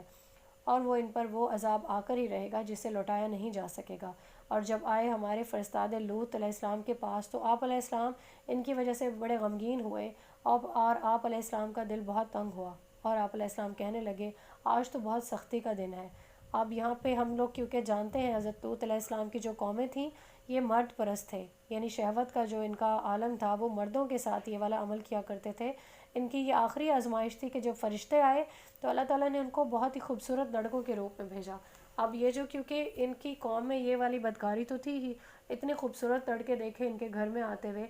تو اب حضرت لوط علیہ السلام الگ سے پریشان ہیں کہ اپنے مہمانوں کا دفاع کیسے کریں گے، یعنی رسوائی ہے یہ بھی۔ تو ایک یہ چیز بھی تھی پریشانی کی کہ میں اکیلے ان کو کیسے روکوں گا۔ آیت نمبر 78۔ اور آئے آپ علیہ السلام کے قوم کے لوگ دیوانہ وار دوڑتے ہوئے آپ علیہ السلام کے گھر کی طرف، اور وہ پہلے سے ہی گندے کاموں میں ملوث تھے۔ لوط علیہ السلام نے فرمایا اے میری قوم کے لوگوں، یہ میری بیٹیاں موجود ہیں، وہ تمہارے لیے زیادہ پاکیزہ ہیں،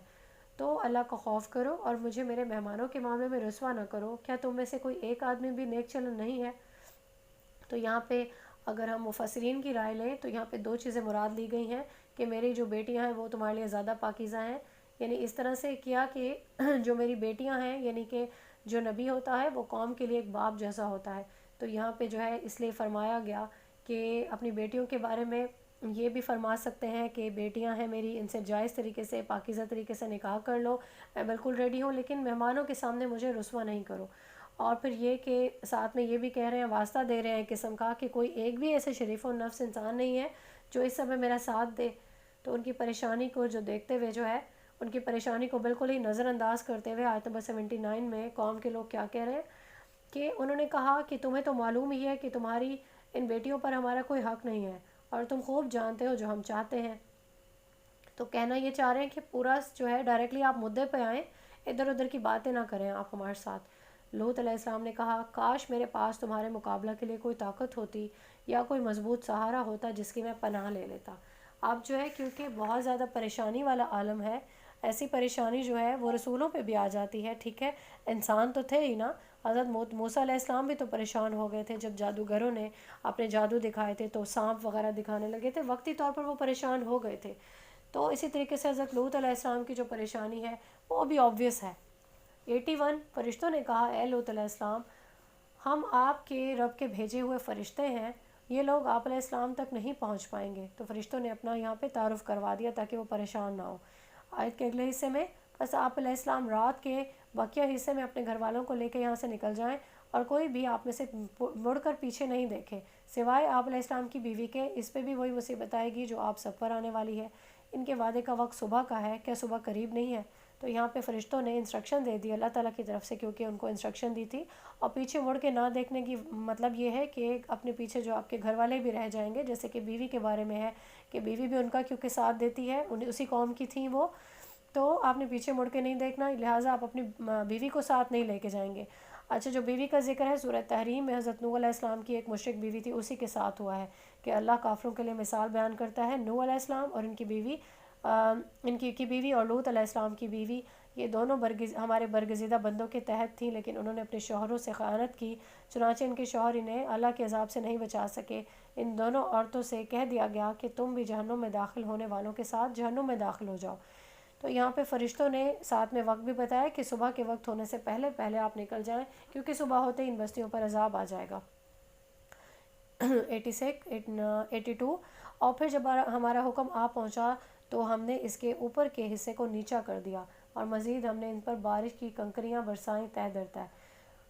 اب یہ جو اوپر کے حصے کو نیچے کر دینے کا مطلب یہ ہے کہ بالکل تباہ و برباد کر دیا۔ عمارت کا جو اوپر والا حصہ ہے وہ زمین بوس ہو گیا، اور پھر مزید یہ ہوا کہ ان پہ بارش ہوئی۔ اور سجیل کا جو ورڈ یوز ہوا ہے وہ ایک قسم کے پتھر تھے جیسے وہ بھٹیوں میں بنتے ہیں اور گیلی مٹی سے بنتے ہیں، اس طرح کے، اور سبھی جو ہے 83 میں بتایا گیا ہے وہ نشان زدہ تھے تمہارے رب کی طرف سے، یہ ان ظالموں سے کوئی زیادہ دور نہیں ہے۔ مطلب ہر آدمی کے لیے جو پتھر تھے وہ مخصوص تھے، نشان زدہ سے مراد یہی ہے۔ تو اب یہ جو مشرکین مکہ ہے، یہ جو بستیاں ہیں قوم لوط کی، یہ زیادہ دور نہیں ہے، یہاں پہ اس چیز کی نشاندہی کی گئی ہے۔ آیت نمبر 84، اور مدیان کی طرف ہم نے بھیجا ان کے بھائی شعیب علیہ السلام کو۔ ہم سورہ اعراف میں یہ چیز بھی بڑی تفصیل سے پڑھ چکے ہیں۔ ان لوگوں کا مسئلہ یہ تھا کہ باقی تو خرابیاں یہاں پہ بیان نہیں کی گئیں، لیکن یہ چیز بیان کی گئی ہے کہ یہ لوگ شرک وغیرہ تو بیان نہیں کیا، لیکن یہ بیان کیا گیا کہ مال میں ناپ تول میں کمی کرتے تھے، کیونکہ تجارت میں یہ لوگ کام کرتے تھے، تجارت ان کا پیشہ تھا۔ اور دوسرا یہ کام کرتے تھے جو قافلے گزرتے تھے ان کے راہ روک کے، اور پھر جو ہے ان کے مال وغیرہ لوٹ لیا کرتے تھے۔ آیت کے بقیہ حصے میں بتایا گیا، آپ علیہ السلام نے کہا، اے میری قوم کے لوگوں، اللہ کی بندگی کرو، تمہارا کوئی معبود نہیں اس کے سوا، اور نہ کم کرو ماپ اور تول کو، اور میں تمہیں آسودہ حال دیکھتا ہوں۔ لیکن اگر تم ان غلط کاریوں سے باز نہ آئے تو مجھے اندیشہ ہے تم پر ایک ایسے دن کے عذاب کا جو تمہیں گھیر لے گا۔ اور اے میری قوم کے لوگوں، پورا پورا دیا کرو پیمانہ اور تول عدل اور انصاف کے ساتھ، اور مت کم دیا کرو ان لوگوں کو ان کی چیزیں، اور نہ ہی زمین پر فساد کرتے پھرو۔ تو اللہ کی عطا کردہ بچت ہی تمہارے لیے بہتر ہے اگر تم مومن ہو، لیکن میں تمہارے اوپر کوئی نگراں نہیں ہوں۔ اب یہاں پہ جو ہے پوری بات جو ہے بیان بھی کر دی گئی، اور اللہ کی عطا کردہ بچت سے مراد یہ ہے کہ جو آپ تجارتی مال میں جو بھی مال آئے گا اس کا جو منافع ہے اسی پر اکتفا کرو، توکل کرو، چیزوں کو پوری طریقے سے ناپو، کسی کی حق تلفی نہیں کرو۔ اور ساتھ میں یہ بھی بتا دیا گیا کہ میں تمہیں سمجھا رہا ہوں، اس کے علاوہ میں کیا کر سکتا ہوں۔ 87، انہوں نے کہا کہ اے شعیب، کیا تمہاری نماز تمہیں یہی حکم دیتی ہے کہ ہم چھوڑ دیں جن کو پوچھتے آئے ہیں ہمارے آباء و اجداد۔ اب یہاں پہ جو ہے حضرت شعیب علیہ السلام کی جو گفتگو ہے اس میں شرک کا تذکرہ نہیں ہے، مگر ان کے اس جواب سے یہ چیز بھی معلوم ہو رہی ہے کہ بنیادی طور پر وہ بھی اسی طریقے کا ان کا ایمان تھا کہ ایک اللہ کو بھی مانتے تھے، لیکن ساتھ میں چھوٹے چھوٹے معبودوں کو بھی مانتے تھے، یعنی کہ شرک میں جو جس طرح سے باقی گمراہ قومیں تھیں ان کا بھی مسئلہ تھوڑا بہت اس میں یہ تھا، لیکن زیادہ جو ایمفسائز کیا گیا ہے وہ یہی ہے کہ جو ماپ تول ہے اس میں کمی کیا کرتے تھے۔ یعنی تمہاری نماز یہ سکھاتی ہے کہ ہم اپنے اموال اپنی مرضی کے مطابق تصرف نہ کریں۔ ہاں، ایک تم ہی ہو جو بڑے باوقار اور نیک چلن ہو۔ تو بہت ہی جو ہے ایک قسم کا تنزیہ ان کا لہجہ تھا، اور یہ کوئی تعریفی لہجہ نہیں تھا، بلکہ یہ لوگ ٹونٹ کر رہے تھے کہ کیا تم ہی ایک بہت بڑے باوقار انسان ہو۔ اور یہ بھی ساتھ میں جس طرح سے آج کل کے جدید زمانے میں ایک سیکرڈ رائٹ آف آنرشپ والا جو ایک کانسیپٹ انٹروڈیوس کرایا گیا کہ ہمارا مال ہے، ہم اپنی مرضی سے خرچ کریں گے، تو یہ لوگ بھی ان کا بھی مائنڈ اسی طرح کا تھا کہ ہمارا مال ہے، ہم جیسے مرضی کریں۔ تو اس میں آیت میں بتایا گیا ہے کہ آپ علیہ السلام نے فرمایا، اے میری قوم کے لوگوں ذرا سوچو، اگر میں پہلے اپنے رب کی طرف سے بیانہ پر تھا، یعنی وہی بات کہ میں ایک شریف النفس انسان ہوں، میرا اخلاق اور کردار آپ کے سامنے ہے، اور اللہ نے اپنے پاس سے مجھے اچھا رزق بھی عطا کیا۔ اب اس رزق سے مراد ہے رسالت اور نبوت، اور میں ہرگز نہیں چاہتا جس چیز سے تم لوگوں کو منع کروں، خود وہی کام کروں، اور میں تو کچھ نہیں چاہتا سوائے اصلاح کے جس قدر مجھ میں استطاعت ہے، اور میری توفیق تو اللہ ہی کی طرف سے ہے، اسی پر میں نے توکل کیا اور اسی کی طرف میں رجوع کرتا ہوں۔ اے میری قوم کے لوگوں، دیکھو میری دشمنی تمہیں اس انجام تک نہ لے جائے کہ تم پر بھی وہی عذاب آ جائے جیسے آیا تھا قوم نوح پر، قوم ہود یا قوم صالح پر، اور قوم لوط تو تم سے زیادہ دور بھی نہیں ہے۔ اب یہ جو قومیں ہیں، کیونکہ اس میں بہت زیادہ فرق بھی نہیں ہے، مطلب تینوں جو قوموں پہ جو عذاب آیا ہے، تو یہ ساری چیزیں تاریخ میں کیونکہ ثبت ہوتی ہیں، تو حضرت شعیب علیہ السلام نے چاروں جو قومیں تھیں ان پہ جو عذاب آ چکا اس کا تذکرہ بھی کیا، یعنی ان کو ڈرانے کی کوشش بھی کی۔ آیت نمبر 90، اور استغفار کرو اپنے رب کی طرف، پھر رجوع کرو، یقیناً میرا رب رحیم بھی ہے اور محبت فرمانے والا بھی۔ تو یہاں پہ ایک دفعہ پھر سے جو ہے ان کو طریقہ بتایا گیا ہے کہ ابھی بھی توبہ طائب ہو سکتے ہو، پلٹ آؤ اپنے رب کی طرف اور اطاعت کرو، اور جو ہے اپنی جو رب کی رحمت ہے وہ اپنے لیے بہت زیادہ تم لوگ وسیع پاؤ گے، کیونکہ اللہ بہت محبت فرمانے والا ہے اور اپنے مخلوق سے بہت زیادہ اسے محبت ہے۔ 91، انہوں نے کہا، اے شعیب تم جو کچھ کہتے ہو ان میں سے اکثر باتیں ہماری سمجھ میں نہیں آتی، اور ہم تو دیکھتے ہیں تمہیں اپنے درمیان ایک کمزور آدمی، اور اگر تمہارا خاندان نہ ہوتا تو ہم تمہیں کبھی کا سنسار کر چکے ہوتے، اور تم ہم پر غالب نہیں ہو۔ تو یہاں پہ یہ کہہ رہے ہیں کہ یہ جو دین کی باتیں یہ ہماری سمجھ میں نہیں آ رہی، کیونکہ آپ کے جب دماغی طور پہ آپ اس چیز کو ایکسیپٹ نہیں کرتے، آپ سمجھنا بھی نہیں چاہتے، تو پھر ان کو یہ چیزیں سمجھ میں کیسے آئیں گی؟ آپ علیہ السلام نے فرمایا، اے میری قوم کے لوگوں، کیا میرا خاندان تم پر اللہ سے زیادہ بھاری ہے؟ اور اس اللہ کو تو تم نے اپنی پیٹھوں کے پیچھے ڈال رکھا ہے۔ اب یہاں پہ جو ہے بہت ہی اس میں جس طرح سے کہتے ہیں کہ ڈرانے والا ایک سٹائل ہے کہ اللہ سے آپ لوگ نہیں ڈرے لیکن میرے خاندان سے ڈر رہے ہو۔ کیا میرا خاندان زیادہ طاقتور ہے اللہ سے؟ اللہ کو آپ لوگوں نے پس پوش ڈالا ہوا ہے، اور دوسرے جو اپنے آپ کے معبود ہیں ان پہ جو ہے آپ لوگ اکتفا کر رہے ہو۔ تو یہ سب چیزوں کا ایک قسم کا ڈرانے والا ایک پھر سے سٹائل تھا۔ تو یقیناً میرا رب تو اس سب کا احاطہ کیے ہوئے ہے جو کچھ تم کر رہے ہو۔ اے میری قوم کے لوگوں، تم کرو جو کچھ تم کر سکتے ہو اپنی جگہ پر، میں بھی کر رہا ہوں جو کچھ میں کر سکتا ہوں اپنی جگہ، اور تم میرے خلاف یعنی کہ جو کچھ بھی ریشہ دوانیاں کر رہے ہو کر لو، جو بھی چالیں چل سکتے ہو۔ اور یہاں پہ ایک چیلنج دیا گیا ہے آیت کے بقیہ حصے میں، عنقریب تم جان لو گے کہ کس پر وہ عذاب آتا ہے جو اسے رسوا کر دے گا، اور کون ہے جو جھوٹا ہے۔ تم انتظار کرو، میں بھی منتظر ہوں تمہارے ساتھ۔ پھر جب ہمارا حکم آیا تو ہم نے اپنی رحمت سے نجات دے دی شعیب علیہ السلام کو اور ان لوگوں کو جو آپ علیہ السلام کے ساتھ ایمان لائے تھے، اور ظالموں کو آپ پکڑا ایک زبردست کڑک نے، تو اپنے گھروں میں اوندے پڑے رہ گئے جیسے کہ وہ کبھی ان میں آباد ہی نہیں تھے۔ آگاہ ہو جاؤ کہ پھٹکار ہے مدیان پر جیسے کہ سمود پر پھٹکار ہوئی تھی۔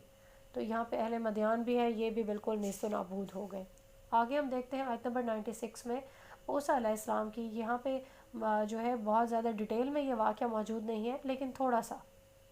تو 96 میں بتایا جا رہا ہے، اور ہم نے بھیجا موسیٰ علیہ السلام کو اپنی آیات اور واضح سند کے ساتھ فرعون اور اس کے سرداروں کی طرف، لیکن انہوں نے فرعون کی ہی پیروی کی، حالانکہ فرعون کا معاملہ راستی والا نہیں تھا۔ قیامت کے دن وہ آئے گا آگے چلتا ہوا اپنی قوم کے، پھر وہ آگ کے گھاٹ پر انہیں اتار دے گا، اور بہت ہی برا گھاٹ ہے جس پر وہ اتارے جائیں گے۔ اب یہاں یہ بیان ہو رہا ہے کہ جس طرح سے یہاں پہ ڈیل کرتا تھا فرعون، بالکل اپنی قوم کو آگے لے کے چلتا تھا، لیڈر تھا، تو قیامت کے دن بھی ایسا ہی ہوگا، وہ لیڈر بن کے آئے گا، قوم کے لوگ پیچھے پیچھے ہوں گے، اور پھر وہ جہنم والا جو گھاٹ ہے اس پہ اتار دے گا اپنی پوری قوم کو اور خود بھی۔ آیت نمبر 99، اور اس دنیا میں بھی لعنت ان کے پیچھے لگا دی گئی، اور قیامت کے دن بھی بہت ہی برا ہے وہ انعام جو ان کو ملنے والا ہے۔ 100، یہ ہیں ان کی بڑی بڑی بستیاں اور ان کی کچھ خبریں جو ہم آپ صلی اللہ علیہ وسلم کو سنا رہے ہیں، ان میں ایسی بھی ہیں جو ابھی تک قائم ہیں اور ایسی بھی ہیں جو بالکل ختم ہو گئی۔ یعنی یہاں پہ ایک بتایا جا رہا ہے کہ کچھ ایسی بستیاں بھی ہیں جن کے آپ کو کچھ نہ کچھ نام و نشان ملے گا، ٹھیک ہے، جیسے قوم سمود کے کھنڈرات ملتے ہیں، لیکن قوم جو عاد تھی وہ تباہ و برباد ہو گئی، اور اس کا جو ہے سوائے سیٹلائٹ کی کچھ نشاندہی کے کچھ بھی نہیں وہاں پہ نظر آ رہا۔ 101 آیت ہے، اور ہم نے ان پہ کوئی ظلم نہیں کیا بلکہ انہوں نے اپنی جانوں پر خود ظلم ڈھایا، تو ان کے کچھ بھی کام نہ آ سکے گی ان کے وہ معبود جنہیں وہ اللہ کے سوا پکارا کرتے تھے جب آپ صلی اللہ علیہ وسلم کے رب کا حکم آ پہنچا۔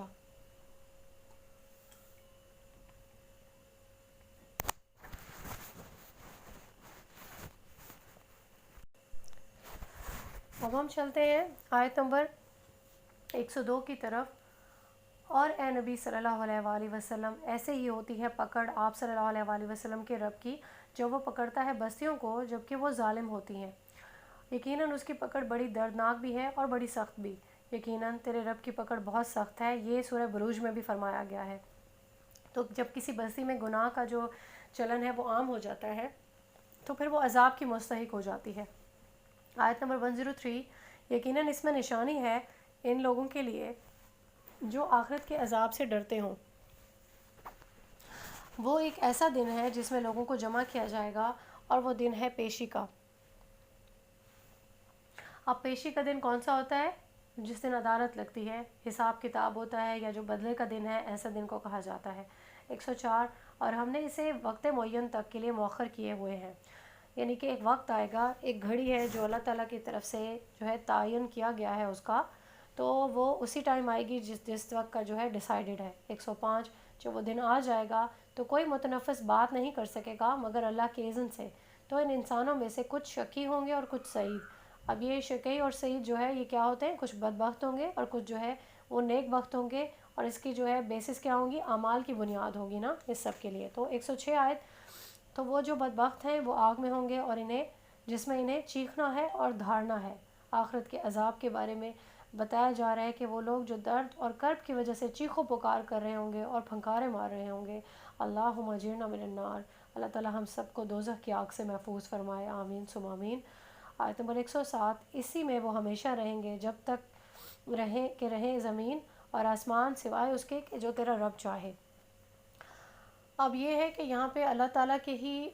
جو ہے اس کے اللہ کے ہی فیصلے کے اکارڈنگ سب کچھ ہوگا۔ اللہ چاہے گا تو کسی کے عذاب میں تخفیف ہو جائے گی، اور کسی کو ایک مدت تک عذاب دے کر جہنم سے نکالنے کا اگر اللہ چاہیں تو فیصلہ فرما سکتے ہیں، یعنی پورا اختیار جو ہے وہ اللہ کے ہی پاس ہے جزا اور سزا کے بارے میں۔ لیکن کچھ لوگوں کے عقائد ایسے بھی ہیں کہ اللہ تعالیٰ جو ہے وہ جس چیز کے لیے جہنم کا ایک فیصلہ جس انسان کے لیے فرما دیں گے تو وہ اس کا ابدی ٹھکانہ ہے۔ واللہ عالم، یہ اللہ تعالیٰ کا اختیار ہے اور اللہ تعالیٰ ہی قادر ہے اس سب پر۔ آیت نمبر 108، بے شک آپ صلی اللہ علیہ وآلہ وسلم کا رب جو ارادہ کرے اسے کر گزرنے والا ہے۔ آیت نمبر 108 میں فرمایا جا رہا ہے،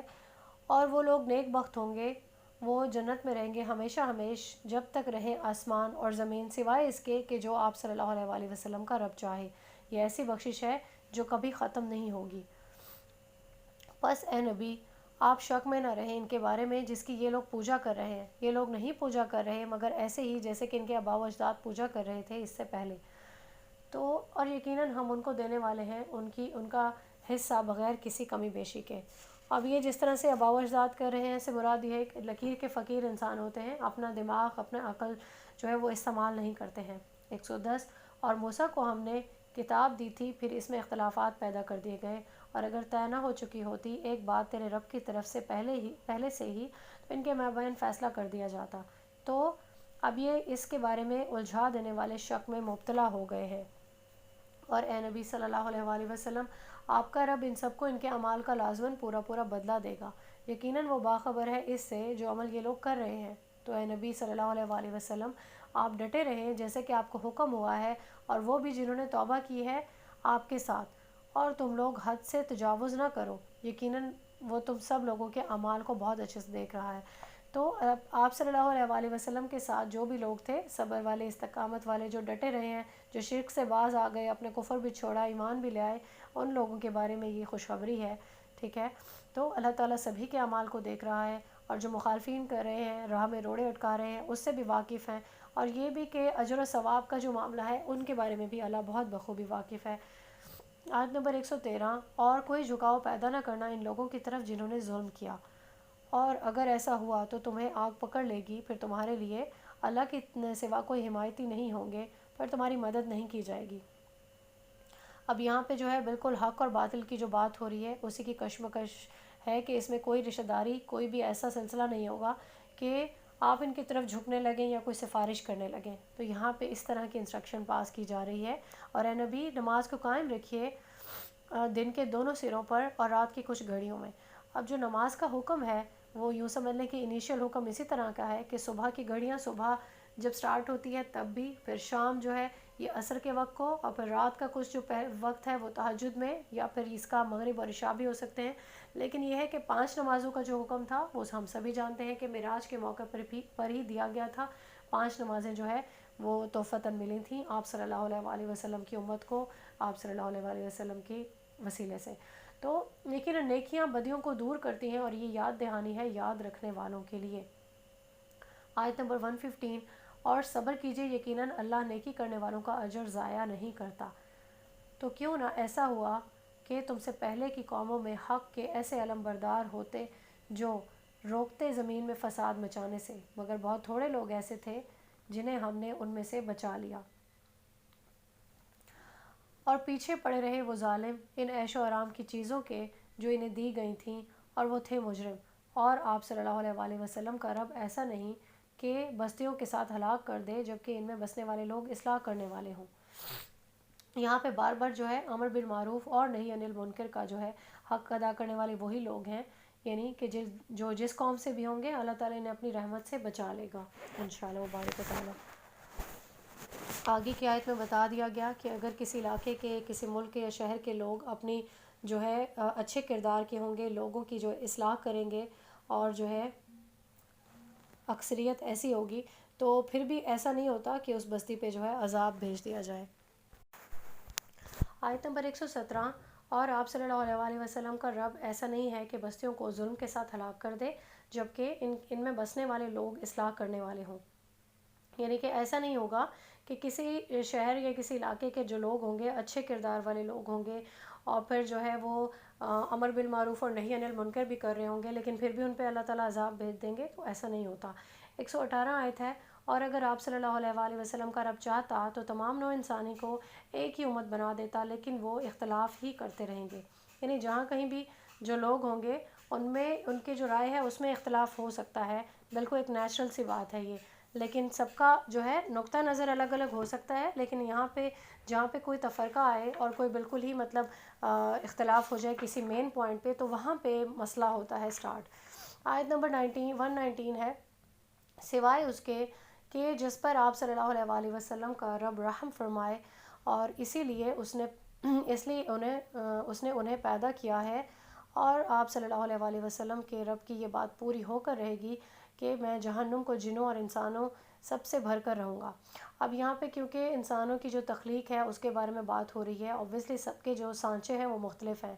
ایون کسی کا مزاج بھی ایک دوسرے سے کسی انسان کا نہیں ملتا، شکل و صورت تو بہت دور کی بات ہے، ہم لوگوں کے فنگر پرنٹس ہیں وہ بھی آپس میں نہیں ملتے ہیں۔ تو ایک حدیث کی جو ہے روح سے جو انسان ہیں وہ معدنیات کی طرح ہیں، جس طرح سے معدنیات کی بہت ساری اقسام ہیں مگر ہر ایک کی خصوصیات ہے اور ہر ایک کی اپنی اپنی پہچان ہے، تو انسانوں کا معاملہ بھی اسی طریقے سے ہے۔ تو جو جہنم کی بات ہو رہی ہے کہ مشرک ہیں، سرکش نافرمان جو لوگ ہیں، ان سے اللہ پاک جو ہے انسانوں کو اور جو انسان ہیں اور جو جن ہیں ان کو اکٹھا کر کے جہنم کا ایندھن بناؤں گا۔ تو ہم اس کے بارے میں ہم جانتے ہیں کہ جہنم کا جو فیول ہے وہ انسان یا پتھر ہے، تو اللہ تعالیٰ نے جیسے جنت بنائی ہے وہ بھی آباد ہوگی، تو ساتھ میں جہنم جو ہے وہ بھی آباد ہوگی، اس کو بھی ایندھن ملے گا۔ 120 آیت ہے، اے نبی صلی اللہ علیہ وآلہ وسلم، ہم رسولوں کی خبروں میں سے ہر ایک آپ کو سنا رہے ہیں تاکہ مضبوط رکھیں ہم اس کے ساتھ آپ کا دل، اور اس میں آپ صلی اللہ علیہ وآلہ وسلم کے پاس حق آیا ہے اور مومنین کے لیے اس میں نصیحت اور یاد دہانی ہے۔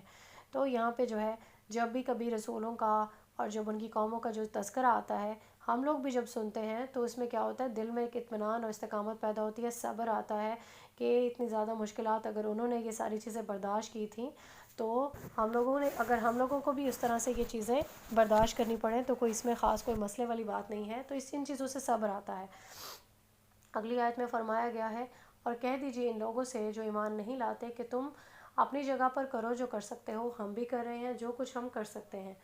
یعنی مطلب کیا ہے اس کا کہ اگلی آیت میں تم بھی انتظار کرو ہم بھی منتظر ہیں، اور اللہ تعالیٰ ہی کے لیے آسمانوں اور زمین کی تمام چھپی ہوئی چیزیں اور کل کا کل معاملہ اسی کی طرف جانب لوٹا دیا جائے گا۔ تو آپ صلی اللہ علیہ وآلہ وسلم اسی کی عبادت کریں اور اسی پر توکل کریں، اور یقیناً آپ صلی اللہ علیہ وآلہ وسلم کا رب غافل نہیں ہے اس سے جو کچھ تم کر رہے ہو۔ یہاں پہ سورہ ہود کا جو ہے وہ اختتام ہوا ہے۔ آگے چلتے ہیں ہم سورہ یوسف کی طرف، اس کی جو ابتدائی آیات ہیں ان کو ہم پڑھیں گے انشاءاللہ۔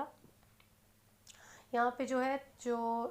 کیٹیگریز بنائی گئی ہیں 14 مکی صورتوں کی، ان کو 3 کے گروپس میں جو ہے تقسیم کیا گیا ہے. تو سورہ یوسف پہلے حصے میں آتی ہے. سورہ یوسف جو ہے اس کو پورے قرآن کریم میں ایک بہت ہی پیاری اور بہت منفرد صورت مانا جاتا ہے. اس کی مشابہت کہیں بھی پائی نہیں جاتی. تھوڑی سی مشابہت جو ہے سورہ طٰہٰ کے ساتھ آتی ہے، کیونکہ سورہ طٰہٰ بھی سورہ یوسف کی طرح ایک رسول جو ہے ان کے واقعات اور ان کے تذکرے پر مبنی ہے. سورہ یوسف میں پوری تفصیل بتائی گئی ہے کہ کس طریقے سے آپ کی وجہ سے جو ہے بنی اسرائیل مصر میں داخل ہوئے، اور اس کے بعد حضرت موسیٰ علیہ السلام کے زمانے میں آپ کو وہاں سے نکلوایا گیا تھا. اللہ تعالیٰ کے حکم سے ان کو نجات ملی تھی. تو ہم نے ابھی دیکھا کہ ان ساری مکی صورتوں میں جو ہے انبیاء اور رسل کا جو مضمون ہے وہ بیان ہوا، اور پھر حضرت ابراہیم علیہ السلام کا جو ہے وہ ذکر آیا. اس کے بعد سورہ انعام میں بھی ہم نے دیکھا، سورہ ہود میں بھی دیکھا. تو پوری ایک صورت ہے، ایک نبی کے حالات پر مشتمل ہے یہ سورہ یوسف. اس کو ہم جو ہے دیکھیں گے، اس میں کہیں بھی کوئی ایسا اشارہ نہیں ملے گا کہ صرف ایک قوم کی طرف حضرت یوسف علیہ السلام کو بھیجا گیا، بلکہ ایسا تھا کہ تمام انسانیت کے لیے جس طرح سے ایک نبی کو بھیجا جاتا ہے، اس طرح سے ان کا ایک کردار تھا کہ ایک دعوت تھی کہ اگر تم میری اس دعوت کو نہیں مانو گے اللہ کا عذاب آئے گا. ایسی کوئی بات ان کی طرف سے ہمیں نہیں ملتی ہے. تو ایسی جو قومیں جس طرح سے حضرت نوح علیہ السلام کی تھی، جو ہم نے سارے انبیاء اور رسل میں پڑھی، کہ ان سارے رسولوں نے اپنی قوموں کو دعوت دی، اور پھر جب قوموں نے اس دعوت کو رد کیا تو پھر ان کو صفحہ ہستی سے مٹا دیا گیا. اور جو نبی کا جو معاملہ ہے اس کے بارے میں ہم یہ بھی پڑھتے ہیں کہ یہ بالکل اولیاء والا معاملہ ہے، کہ وہ سارے جو ہے خدمات جو ہے دین کی وہ سر انجام دیتے ہیں، لیکن جو وحی کا سلسلہ ہے وہ ختم ہو جاتا ہے. اب جو ہے اس صورت کی ہم تفصیل جو ہے اس کو بیان کرنے کا مقصد دیکھتے ہیں. تب اس صورت کو تفصیل سے بیان کرنے کا مقصد یہاں پہ یہ تھا کہ جس طرح سے نبوت کی جو خبریں تھیں وہ پہنچی تھی جب رسول اللہ صلی اللہ علیہ وآلہ وسلم نے اپنی دعوت سامنے رکھی تھی، اور نبوت کا جو ان کو جب ملا تھا، رسالت ملی تھی، تو پھر یہ ہوا کہ جو اہل یہود تھے مدینہ میں، ان کے پاس تورات کی کچھ نہ کچھ انفارمیشنز تو تھی، اور تورات میں یہ چیز بہت اچھے طریقے سے بیان کی گئی ہے کہ جو بنی اسرائیل تھے ان کے مصر میں ان پہ فرعون بہت ظلم کرتا تھا، غلامانہ زندگی وہ جو گزار رہے تھے. پھر اس کے بعد حضرت موسیٰ آئے نجات دہندہ بن کر اور ان کو وہاں سے لے گئے. تو یہاں پہ سوال وہ کیا بھیجتے تھے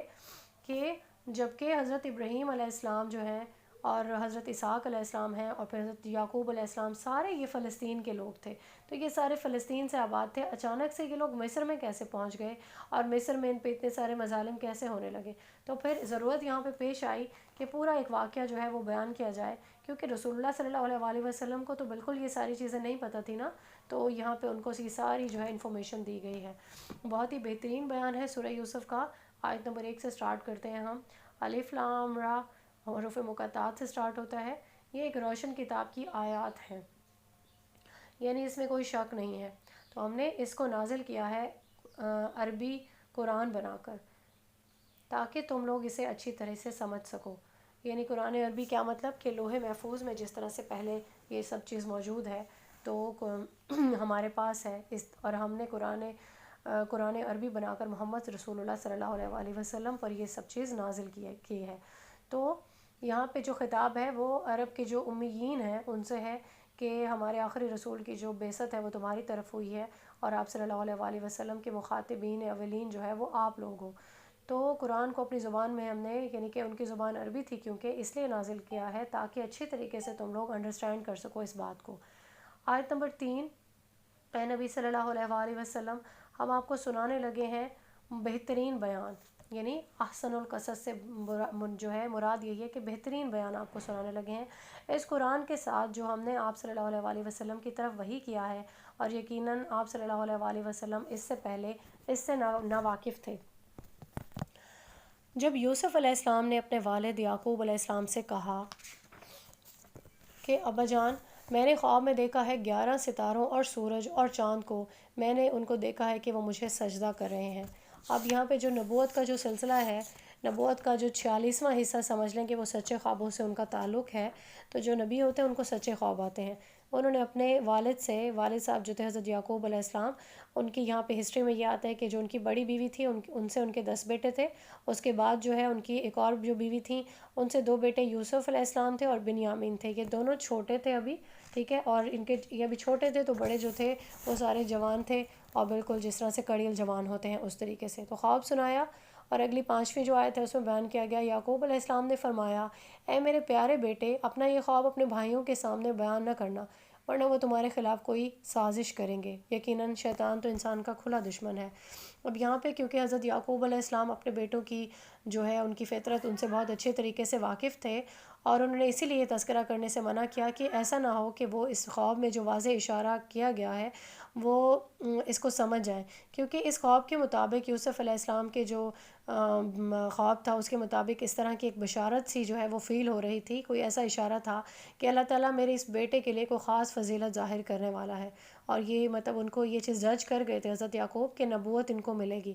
آیت نمبر 6، اور اسی طرح تمہارا رب تمہیں منتخب کرے گا اور تمہیں سکھائے گا تعویل الاحادیث میں سے علم، اور اتمام فرمائے گا اپنی نعمت کا تجھ پر اور آل یعقوب پر، جس طرح اس نے اس سے پہلے اپنی نعمت کا اتمام فرمایا تیرے آباء و اجداد ابراہیم اور اسحاق پر۔ تو یہاں پہ جو ہے اس طرح سے بات بتائی جا رہی ہے کہ میرے بیٹوں میں سے یوسف علیہ السلام کو اللہ تعالیٰ نبوت کے لیے چن لیا ہے، مطلب یہ چیز ایک ججمنٹ ہے۔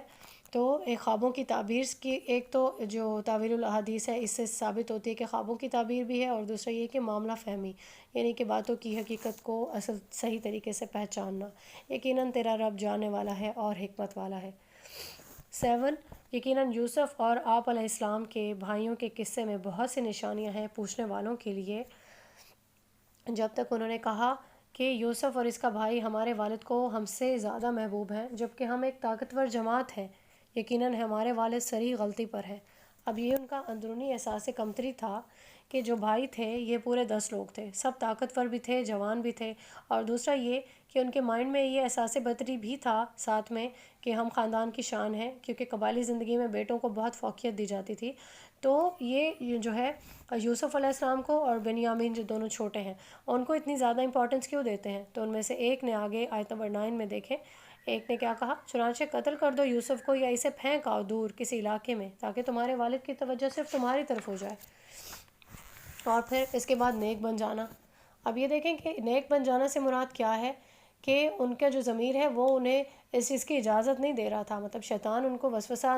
جو ہے وہ ڈال رہا تھا دل میں کہ جب یہ بھائی نہیں رہے گا تو پھر ساری امپورٹنس آپ لوگوں کو ملے گی، لیکن ساتھ میں جو ہے ضمیر یہ بھی کہہ رہا ہے کہ یہ غلط کام ہے، اور جو ہے کیا کر رہے ہو، اپنے بھائی کو قتل کرنا چاہتے ہو۔ تو پھر ساتھ میں یہ بھی کہہ رہے ہیں کہ ہم اس کے بعد توبہ طائب ہو جائیں گے، ایک بار یہ گناہ کر لیتے ہیں پھر کفارہ وغیرہ ادا کر لیں گے، پھر جرم کی تلافی کر لیں گے، مطلب دل کو تسلی دے رہے ہیں۔ آیت نمبر 10، کہا ان میں سے ایک کہنے والے نے کہ یوسف کو قتل مت کرو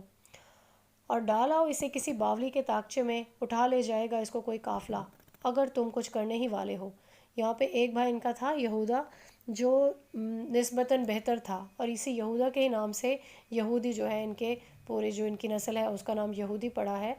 تو اس نے یہ سوچا کہ مطلب ایک قتل والا جو ایک عمل ہے یہ نہ کرنا پڑے ہمیں، تو اگر کچھ کرنا ہی چاہتے ہو تو کیا کرتے ہیں کہ جو باولی کہا ہے ایک کنویں کو، جو اس زمانے میں ایک کنویں بنائے جاتے تھے تو قافلوں کے راستے میں، اور اس کنویں میں اس کو ڈال دیتے ہیں، اور پھر اس کے جو ہے بیک گراؤنڈ میں یہ تھا کہ کم سے کم ہم اسے قتل نہیں کریں گے اور جان بھی بچ جائے گی۔ تو جو 9 بھائی تھے وہ پوری طرح کیونکہ تل گئے تھے اس بات سے کہ ہم ہر صورت میں یوسف سے چھٹکارا حاصل کرنا چاہتے ہیں، تو جو 10واں تھا وہ ان کو بالکل اچھے طریقے سے پراپرلی منع نہیں کر سکتا تھا، تو اس نے ایک سجیشن دے دی۔ آیت نمبر 11، انہوں نے کہا، ابا جان کیا وجہ ہے کہ آپ ہم پر بھروسہ نہیں کرتے ہیں یوسف کے معاملے میں، حالانکہ ہم تو اس کے بڑے خیر خواہ ہیں، کل ذرا اسے ہمارے ساتھ بھیجیے، وہ کچھ چر چگ لے گا اور کھیلے کودے گا، اور ہم یقیناً اس کی حفاظت کرنے والے ہیں۔ یعقوب علیہ السلام نے فرمایا، مجھے یہ بات اندیشہ میں ڈالتی ہے کہ تم اسے لے جاؤ، اور میں ڈرتا ہوں کہ کہیں اسے بھیڑیا نہ کھا جائے جبکہ تم اس سے غافل ہو جاؤ۔ اب یہ ہے کہ ان کے دل میں ایک جو ہے خدشہ پیدا ہوا کہ ایسا نہ ہو کہ یہ لوگ مصروف رہ جائیں اور اس بچے کو کوئی بھیڑیا کھا جائے۔ 14، وہ کہنے لگے کہ اگر ہمارے ہوتے ہوئے اسے بھیڑیا کھا گیا جبکہ ہم ایک طاقتور جماعت ہیں تو اب تو ہم بہت ہی نکمے ثابت ہوں گے۔ تو پھر جب اس کو لے گئے اور سب اس پر متفق ہو گئے کہ اسے ڈال دیں باولی کے طاقچے میں، اور ہم نے اس وقت وحی کی یوسف کو کہ تم ایک دن ان کو ان کی یہ حرکت ضرور جتلاؤ گے اور انہیں اس کا اندازہ بھی نہیں ہوگا۔ اب یہ کیونکہ بالکل چھوٹے تھے، ابھی نبوت ان کو نہیں ملی تھی تو وحی نہیں آ سکتی، لہٰذا ایک الہامی کیفیت جو ہے ان کو الہام کے ذریعے کی گئی ہے اللہ تعالیٰ کی طرف سے کہ ابھی اس بات سے تم لوگ اس جو یہ کیفیت ہے اس سے تم نکل آؤ گے یوسف علیہ السلام کو لیکن ایک وقت ایسا بھی آئے گا کہ آپ اپنے بھائیوں کو یہ ساری چیز بتا سکو گے، جتلا سکو گے کہ آپ نے میرے ساتھ یہ کیا تھا۔ تو ان کو ایک تسلی ہو گئی کہ میں اس پریشانی ہے اسے میں نکل آؤں گا۔ آیت نمبر 16، اور وہ آئے اپنے والد کے پاس شام کو روتے ہوئے، انہوں نے کہا ابا جان، ہم جا کر دوڑ کا مقابلہ کرنے لگے اور ہم نے چھوڑ دیا یوسف کو اپنے سامان کے پاس، تو اسے کھا لیا ایک بھیڑیے نے، اور آپ علیہ السلام ہماری بات مانیں گے تو نہیں، خواہ ہم کتنے ہی سچے ہوں۔ تو یہاں پہ وہ کہنا یہ چاہ رہے ہیں کہ ہم نے سارا سامان اکٹھا کر کے ایک جگہ رکھا اور سامان کو خود ہم مقابلہ کرتے ہوئے دور چلے گئے، اور جو یوسف علیہ السلام ہیں وہ سامان کی حفاظت کر رہے تھے۔ اور پھر انہوں نے کیا کیا، آیت نمبر 18، اور اس کی قمیص پر جھوٹ موٹ کا خون بھی لگا لائے۔ اور حضرت یعقوب علیہ السلام نے فرمایا واقعہ یوں نہیں بلکہ تمہارے نفسوں نے تمہارے لیے ایک بہت بڑے کام کو آسان بنا دیا، اب صبر ہی بہتر ہے اور اللہ ہی کی مدد طلب کی جا سکتی ہے اس پر جو تم بیان کر رہے ہو۔ تو اب کیونکہ جو قمیص تھی وہ بالکل صحیح سالم تھی، اگر بھیڑیے نے کھایا ہوتا تو قمیص پھٹی ہوئی ہوتی۔ تو پھر یہ ہے کہ حضرت یعقوب علیہ السلام سمجھ تو چکے تھے کہ یہ جھوٹ بول رہے ہیں، لیکن اب وہ ان 10 لوگوں کے سامنے کیا کہہ سکتے تھے؟ وہ جانتے تھے کہ یہ ایک بہت ہی بڑا غلط قدم جو ہے وہ اختیار کر چکے ہیں۔ پھر کیا ہوا آگے آیت نمبر 19 میں، اور کچھ عرصہ بعد ایک قافلہ آیا، انہوں نے بھیجا اپنے آگے چلنے والے کو، وہ پکار اٹھا کہ خوشخبری ہو، یہ تو ایک لڑکا ہے، اور انہوں نے اسے چھپا لیا ایک پونجی سمجھ کر، اور اللہ خوب جانتا تھا جو وہ کر رہے تھے۔ ایک قافلہ جب آیا تو پھر انہوں نے پانی وغیرہ کا انتظام کرنے کے لیے ایک شخص کو بھیجا کہ جا کے پانی کا کھوج لگائے۔ جب اس نے اپنا ڈول لٹکایا تو حضرت یوسف علیہ السلام نے اس ڈول کو پکڑ لیا۔ جب ڈول کھینچا تو پھر وہ خوش ہوا کہ بہت ہی خوبصورت لڑکا ہے، جب اس کو ہم بیچیں گے تو بہت اچھے دام ملیں گے۔ تو اس زمانے میں کیونکہ غلاموں کی منڈی ایک لگتی تھی اور اس میں لوگ بیچے جاتے تھے۔ پھر اس کے بعد جو آیت نمبر 20 میں بتایا جا رہا ہے، اور مصر پہنچ کر انہوں نے بیچ دیا اس کو بڑی تھوڑی سی قیمت پر، چند درہم کے عوض، اور وہ تھے اس معاملے میں بہت ہی قناعت پسند۔ اب یہاں پہ ایک معاملہ یہ بھی ہے کہ اندر سے وہ لوگ ڈر رہے تھے کہ خوبصورت بچہ ہے اور اس کو ہم مال تجارت سمجھ کر چھپا بھی لیا، لیکن ایسا نہ ہو کہ اس کے جو ہے جو وارث ہیں وہ آ جائیں اور ہم پہ الزام لگ جائے۔ تو اس معاملے سے چھٹکارا پانے کے لیے انہوں نے بہت ہی تھوڑی سی قیمت وصول کی اور حضرت یوسف علیہ السلام کو بیچ دیا۔ 21، اور مصر کے جس شخص نے یوسف کو خریدا، اس نے اپنی بیوی سے کہا اس کو اچھے طریقے سے رکھنا، ہو سکتا ہے کہ یہ ہمارے لیے نفع بخش ہو، یا پھر ہم اسے اپنا بیٹا ہی بنا لیں۔ اور اس طرح ہم نے یوسف علیہ السلام کو اس ملک میں تمکن عطا کیا تاکہ ہم اس کو سکھائیں باتوں کی تہ تک پہنچنے کا علم، اور اللہ تو اپنے فیصلے پر غالب ہے لیکن اکثر لوگ نہیں جانتے۔ تو یہاں پہ جو مصر میں کی حکومت میں جو شخص تھا جس نے خریدا حضرت یوسف علیہ السلام کو، شاید اس کے ہاں اولاد نہیں تھی، تبھی اس نے اپنی بیوی کو ایسی سٹیٹمنٹ پاس کی کہ ہمارے لیے یا تو یہ فائدہ مند ہو سکتا ہے یا پھر ہم اس کو اپنا بیٹا بنا سکتے ہیں۔ تو پھر اس طریقے سے اللہ تعالیٰ کا ایک پورا ارینجمنٹ تھا، ایک بہترین گھر میں جو ہے آپ کو جو ہے رہائش کا بندوبست بھی ہوا، ساتھ میں براٹ اپ بھی ہوا ایک عزت و احترام کے ساتھ، یعنی تکریم کا بھی ایک سٹائل تھا، اور پھر یہ کہ کیونکہ وہ عزیز مصر تھا تو وہاں پہ ایک بہت زیادہ اعلیٰ جو طبقے کے لوگ تھے وہ آتے ہوں گے اور اجلاس وغیرہ ہوتے، تو ان کی جو آپس میں جو بھی بات چیت ہوتی، وہ جو بھی اہم امور پر جو بھی بحث ہوتے، مباحثے ہوتے، تو حضرت یوسف علیہ السلام کو ساری چیزوں کو جو ہے آبزرو کرنے کا بڑے اچھے سے موقع ملا، اور ان کے براٹ اپ جو ہے ان کی جو ذہنی صلاحیتیں تھیں وہ بہت کھل کے یوں سمجھ لیں کہ سامنے آئیں، اور تعلیم و تربیت کا جو ہے پلیٹ فارم یوں سمجھے کہ پرووائڈ کر دیا گیا اللہ تعالیٰ کی طرف سے۔ 22، اور جب آپ علیہ السلام اپنی جوانی کو پہنچ گئے تو ہم نے آپ علیہ السلام کو جو حکمت اور جو علم ہے وہ عطا کیا۔ یعنی کیا ہوا، جس طرح سے نیک لوگوں کو ایک بدلہ ملتا ہے، وَكَذَلِكَ نَجْزِي الْمُحْسِنِينَ، اور اسی طرح ہم محسنین کو بدلہ دیتے ہیں۔ یعنی نبوت جو ہے وہ بھی ملی، حکمت ملی اور علم بھی ملا، تو قوت فیصلہ بھی ملا، یعنی کہ معاملے کی جو تہ تک پہنچنے کا ایک جو علم تھا وہ بھی ملا، صحیح ہے، اقتدار کے بھی وہ ہوئے، مستحق ہوئے، ٹھیک ہے، وہی بھی ان کو ملے، یعنی کہ نبوت والا جو سلسلہ تھا، تو ساری چیزوں سے اللہ تعالیٰ نے سرفراز کیا۔ 23 آیت، اور آپ علیہ السلام کو پھسلانے کی کوشش کی اس عورت نے جس کے گھر میں آپ علیہ السلام تھے، اور ایک موقع پر اس نے دروازے بند کر لیے اور بولی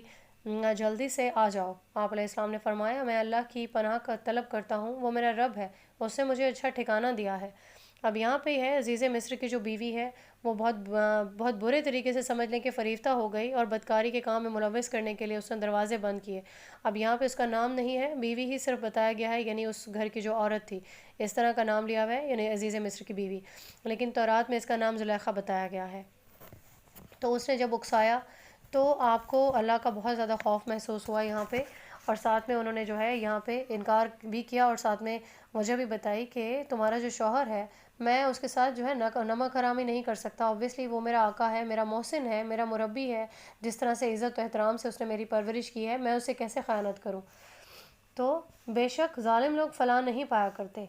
اور تو اس عورت نے ارادہ کیا کہ آپ علیہ السلام کا، اور آپ علیہ السلام بھی اگر ارادہ کر لیتے اس کا اور نہ دیکھ لیتے اپنے رب کی اگر ایک دلیل،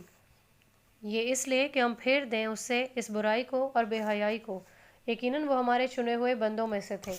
تو اللہ تعالیٰ کے جو ہے ایک رب کی طرف سے دلیل سے مراد کیا ہے کہ حضرت یوسف علیہ السلام کو بھی شیطان برگلا سکتا تھا، کیونکہ عورت ان کو جو ہے وہ آفر کر رہی ہے یہ ساری چیزیں، لیکن اس نازک موقع پہ انبیاء علیہ السلام کے ساتھ اللہ تعالیٰ کی خاص مدد ہوتی ہے، کیونکہ وہ چنے ہوئے بندے ہوتے ہیں اللہ تعالیٰ کے۔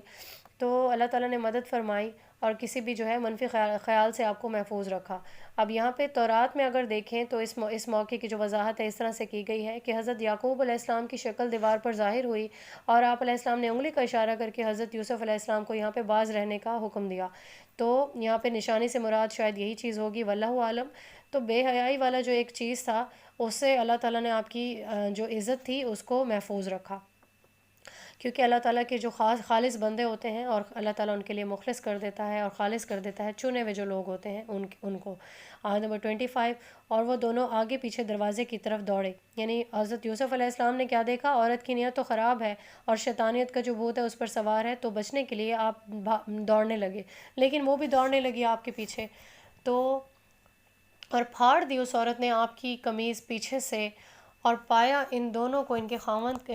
ان دونوں نے اس کے خاوند کو دروازے کے پاس، تو وہ فوراً بولی، کیا سزا ہونی چاہیے ایسے شخص کی جس نے ارادہ کیا ہو تمہاری بیوی کے ساتھ برائی کا، سوائے اس کے کہ اسے جیل بھیج دیا جائے یا کوئی دردناک سزا دی جائے۔ تو اب یہ دیکھا کہ جب دوڑی وہ پیچھے سے دوڑی، تو اس نے پیچھے سے آپ کی قمیض کو پکڑنے کی کوشش کی، اور اسی کوشش میں آپ علیہ السلام کی جو قمیض تھی وہ اس کے ہاتھ میں آ کے پھٹی، ٹھیک ہے۔ تو پھر یہ ہوا کہ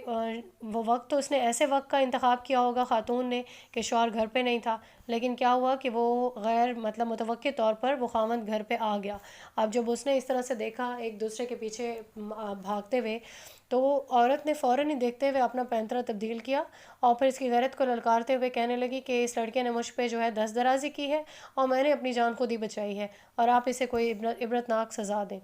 آیت نمبر 26، آپ علیہ السلام نے فرمایا کہ اسی نے مجھے پھسلانا چاہا تھا اور گواہی دی، عورت کے خاندان والوں میں سے ایک گواہ نے، اگر تو اس کی قمیض پھٹی ہے سامنے سے تو یہ سچی ہے اور وہ جھوٹا ہے۔ تو یہاں پہ اسی موقع پہ جو ہے حضرت یوسف علیہ السلام نے اپنے دفاع میں کہہ دیا کہ اس عورت نے مجھے جو ہے آمادہ کیا تھا اس گناہ پہ، لیکن ساتھ میں ان کے رشتہ داروں میں سے بھی ایک شخص جو ہے اس موقع پہ آ پہنچا، اور اس نے دیکھا، اور پھر اس نے بہت ہی طریقے سے گواہی پیش کی کہ اگر آگے سے پھٹی ہوتی قمیض ظاہری بات ہے تو پھر یہ ثابت ہو جاتا کہ یہ عورت جو ہے یہ سچ بول رہی ہے، لیکن اب قمیض کیونکہ پیچھے سے پھٹی ہوئی ہے تو ظاہری بات ہے کہ یہ جھوٹی ہے۔ اور یہ چیز آیت نمبر 27 میں بیان ہوئی ہے کہ اگر اس کی قمیض پھٹی ہے پیچھے سے تو پھر یہ جھوٹی ہے اور وہ سچا ہے۔ تو یہاں پہ اس معاشرے میں یوں سمجھ لیں کہ بہت ساری جہاں دوسری خرابیاں تھیں، لیکن اس گواہ سے کی جو طبیعت ہے اس کی گواہی سے یہ ثابت ہوتا ہے کہ وہاں پہ انصاف پسند لوگ بھی تھے۔ آیت نمبر 28، اور پھر جب عزیز مصر نے دیکھا کہ آپ علیہ السلام کی قمیض پھٹی ہوئی ہے پیچھے سے، تو اس نے کہا کہ یہ تم عورتوں کی چالوں میں سے ایک چال ہے، یقیناً تم عورتوں کے فریب بہت بڑے ہوتے ہیں۔ اور پھر عزیز مصر نے حضرت یوسف علیہ السلام سے کہا، آیت نمبر 29، یوسف اس معاملے سے درگزر کرو اور تم اپنے گناہ کی معافی مانگو، یقیناً تم قصوروار ہو، یعنی بیوی سے یہ چیز مخاطبت کر کے کہی گئی ہے۔ 30، اور شہر میں عورتوں نے اس واقعہ کا ذکر کرتے ہوئے کہا کہ عزیز کی بیوی تو اپنے غلام کو پھسلا رہی ہے اور وہ اس کی محبت میں گرفتار ہو چکی ہے، یقیناً ہم دیکھتے ہیں کہ وہ بہت بھٹک گئی ہے۔ پھر جب اس نے سنی ان کی مکارانہ باتیں،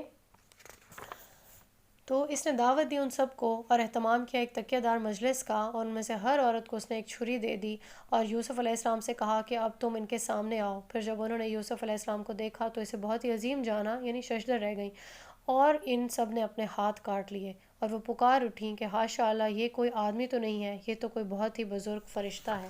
اب یہاں پہ معاملہ کیا تھا، یعنی جیسے ہمارے ہاں بھی ہوتا ہے گوسپس ہونے لگتے ہیں کہ یہ ہو گیا وہ ہو گیا، تو یہ بات جب عزیز مصر کی بیوی کو بھی پتہ چلی، اس نے سوچا کہ میں جو ہے میں تانے تو ویسے ہی سن رہی ہوں، تو میں یہ کرتی ہوں کہ ایک پلان کرتی ہوں ایک دعوت کا. سبھی لوگوں کو اسے انوائٹ کیا. ایک بہت ہی پرتکلف قسم کی جو ہے دعوت رکھی. تکیے دار جس طرح سے بیان ہے یہاں پہ کہ تکیے دار جو تھی دعوت تھی، اور سب کے ہاتھوں میں چھریاں بھی دے دیں. ان کے سامنے کوئی پھل فروٹ رکھے تھے اس نے شاید. اور پھر جب حضرت یوسف علیہ السلام وہاں سے گزرے، عورتوں نے جب ان کی پاکیزگی دیکھی اور بہت ہی خوبصورتی ان کی تھی، اللہ تعالیٰ نے ان کو بہت ہی حسن سے نوازا ہوا تھا، تو سب کی سب ایسی فریفتہ ہوئیں کہ انہوں نے اپنے ہاتھ زخمی کر لیے. اب ہاتھ زخمی کرنے سے مراد ایسا ہو سکتا ہے کہ کسی ایک عورت کا ہاتھ کٹا ہو اور حضرت یوسف علیہ السلام بحیثیت خادم جو ہے متوجہ ہوئے ہوں کہ پٹی وغیرہ کر دیں، تو پھر یہ دیکھ کے باقیوں نے اپنی جان بوجھ کے جو ہے اپنی انگلیاں کاٹیں کہ یہی جو ہے التفات انہیں بھی ملے گا. واللہ عالم کیا ان کے معاملات تھے کہ سبھی نے اپنی انگلیاں کاٹ دیں. تو اس عورت نے کہا کہ یہ ہے وہ جس کے بارے میں تو مجھے ملامت کر رہی تھی، اور یقیناً میں نے اسے پھسلانا چاہا تھا لیکن وہ بچا رہا، اور اگر اس نے وہ نہ کیا جو میں اسے حکم دے رہی ہوں تو لازماً قید میں پڑا رہے گا اور ضرور ذلیل ہو کر رہے گا. اب عورت انتہائی ڈھیٹ ہو گئی، مطلب اس نے دیکھا کہ اس کا گناہ سامنے آ چکا ہے، لیکن پھر وہ سب کو فخر سے یہ بات بتا بھی رہی ہے کہ اب تک تو بچا رہا ہے مجھ سے، لیکن آگے بھی اس نے انکار کیا تو پھر جو ہے اس کو میں جیل میں ڈلوا دوں گی. مطلب اس طرح کی ان کی سوسائٹی تھی. تو یہ دیکھا جا سکتا ہے کہ باقی لوگوں کی بھی اخلاقی حالت جو تھی اسی طرح سے وہ گرے ہوئے ہوں گے، یعنی اخلاقیات میں. آیت نمبر 33. یوسف علیہ السلام نے دعا کی، اے میرے پروردگار، مجھے قید زیادہ پسند ہے اس چیز سے جس کی طرف یہ مجھے بلا رہی ہے، اور اگر تو نے مجھ سے دور نہ کر دیا ان کی چالوں کو تو ہو سکتا ہے میں بھی مائل ہو جاؤں، ان جاہلوں میں سے ہو جاؤں. تو آپ علیہ السلام نے کہ رب نے آپ علیہ السلام کی دعا قبول کر لی اور ان عورتوں کی چالوں کو آپ علیہ السلام سے پھیر دیا. یقیناً وہی ہے سننے والا اور جاننے والا. پھر ان لوگوں کو یہ بات سوچی ساری نشانیاں دیکھ لینے کے بعد کہ اس کو کچھ عرصہ کے لیے جیل میں ڈال دیا جائے. اب وجہ کیا تھی جیل میں ڈالنے کی؟ کیونکہ تقریب میں ہوا یہ ساری چیز، تو پھر اس سارے معاملے کو چھپا نہیں سکتے تھے. انہوں نے کیا کیا، انہیں ایک مصلحت یہی نظر آئی کہ فی الحال ہم وقتی طور پر یہ کرتے ہیں کہ یوسف علیہ السلام کو جیل میں ڈال دیتے ہیں تاکہ کچھ عرصہ تو وہ غائب رہے نا منظر سے. پھر آیت نمبر 36 میں فرمایا جا رہا ہے، اور داخل ہوئے آپ علیہ السلام کے ساتھ جیل میں 2 نوجوان. ان میں سے ایک نے کہا میں نے اپنے آپ کو خواب میں دیکھا ہے کہ میں شراب کشید کر رہا ہوں، اور دوسرے نے کہا کہ میں نے اپنے آپ کو دیکھا ہے کہ میں اپنے سر پر روٹیاں اٹھائے ہوئے ہوں اور پرندے اس میں سے کھا رہے ہیں. آپ ہمیں ان کی خوابوں کی تعبیر بتا دیجئے، ہم آپ علیہ السلام کو بہت نیکوکار دیکھتے ہیں. تو جیسے ہی جیل میں آپ علیہ السلام کو بھیجا تو 2 اور قیدی بھی ساتھ میں داخل ہوئے جو بھی ان کا جرم تھا کسی بھی جرم کی وجہ سے. تو پھر انہوں نے اپنے خواب سنائے اور ساتھ میں جو ہے ان کو دیکھا، ان کو فیل ہوا کہ بہت ہی اعلیٰ جو ہے ان کا کردار اور بہت ہی جو پرسنالٹی ہے وہ امپریسو ہے. تو انہوں نے سوچا کہ ضرور ہمیں رہنمائی ملے گی. 37. یوسف نے فرمایا تم لوگوں کو جو کھانا دیا جاتا ہے اس کے آنے سے پہلے پہلے میں تم لوگوں کو اس کی تعبیر بتا دوں گا. یعنی ایک وقت ہوگا شاید کھانا سرو کرنے کا. تو انہوں نے کہا یہ میرے پاس ایک موقع ہے، یہ لوگ مجھے امپورٹنس دے رہے ہیں تو میں اس موقع سے فائدہ اٹھا کے ان کو دین کی دعوت دے دیتا ہوں. تو یہ اس علم میں سے ہے جو میرے رب نے مجھے سکھایا ہے، اور دیکھو میں نے ترک کر دیا ہے اس قوم کا راستہ جو اللہ پر ایمان نہیں رکھتے اور آخرت کے یہی لوگ منکر ہیں. تو انہوں نے یہاں پہ سوچا کہ اللہ کا تعارف کرایا جائے کہ مجھے یہ جو تعلیم ہے ساری یہ مجھے رب کی طرف سے ملی ہے، تو میرے رب نے ہی مجھے یہ علم سکھایا، میرا خود کا کوئی کمال نہیں ہے. اور میں نے پیروی کی ہے اپنے ابا ابراہیم، اسحاق اور یعقوب کے طریقے کی. آپ علیہ السلام کی جو شعوری عقائد ہیں ان کا جو فرق جو ہے وہ سمجھ میں آ رہا ہے کہ یہ تو جو عقائد ہیں، اپنے جو نظریات ہیں جو بچہ اپنے والدین سے اپناتا ہے، یعنی ان کا براٹ اپ تو ویسے بھی یوں سمجھ لیں کہ کفار میں ہوا. ایسے لوگ تھے جو مشرک تھے، تو ان کی جو مسلمان گھرانے میں جن کو عقائد ملتے ہیں، یعنی اللہ رسول کا نام وہ بچپن سے ہی جان جاتا ہے، کلمہ پڑھا دیا جاتا ہے، نماز سکھا دی جاتی ہے، اور پھر شعور کے بعد جو ہے شعور میں جب آتا ہے تو پھر وہ آزادانہ انتخاب کر لیتا ہے. لیکن یہاں پہ جو ہے حضرت یوسف علیہ السلام کا جو ہے شعوری ایک عقیدہ تھا، اور اس کا انہوں نے ذکر کیا ہے کہ جن لوگوں کے درمیان میں وہ زندگی گزار رہے ہیں وہ اللہ اور اس کے کسی نبی اور وحی وغیرہ کے تصورات سے جو ہے وہ نابلد ہے، سب کافر اور مشرک ہیں. لیکن دیکھو کہ میں نے جو معاشرے کا جو اثر ہے وہ میں نے قبول نہیں کیا ہے، ان لوگوں کے عقائد میں نے نہیں اپنائے ہیں، یعنی اپنا جو عقیدہ ہے وہ واضح کر رہے ہیں یہاں پہ. دیکھو ہمارے لیے یہ روا نہیں ہے کہ ہم اللہ کے ساتھ کسی کو بھی شریک کریں. یہ اللہ کا بڑا فضل ہے ہم پر اور سب لوگوں پر کہ لیکن اکثر لوگ شکر نہیں کرتے. جو یہاں شرک سے بچنے کے لیے جو ہے ایک دعوت بھی دی ہے، توحید کو اپنانے کا جو عقیدہ ہے وہ بھی واضح کیا ہے۔ تو انسان کو اللہ تعالیٰ نے اشرف المخلوقات بنایا ہے، اور یہ حیثیت انسان کے شایان شان نہیں ہے کہ وہ ان چیزوں کی پرستش کرے جنہیں خود اس نے اس کی خدمت اور جو ہے استفادے کے لیے پیدا کیا گیا ہے۔ 39 اے میرے جیل کے دونوں ساتھیوں، کیا بہت سے متفرق رب بہتر ہیں یا اکیلا اللہ سب پر حاوی ہے یا غالب؟ نہیں پوچھتے تم اس اللہ کے سوا مگر چند ناموں کو جو موسوم کر رکھے ہیں تم لوگوں نے اور تمہارے آباء و اجداد نے۔ نہیں اتاری اللہ نے ان کے لیے کوئی سند، اختیار مطلق تو صرف اللہ ہی ہے۔ اس نے حکم دیا ہے کہ تم اس کے سوا کسی کی بندگی مت کرو، یہی ہے دین سیدھا اور ہمیشہ سے قائم و دائم، لیکن اکثر لوگ علم نہیں رکھتے ہیں۔ اے میرے جیل کے دونوں ساتھیوں، تم میں سے ایک تو اپنے آقا کو شراب پلائے گا۔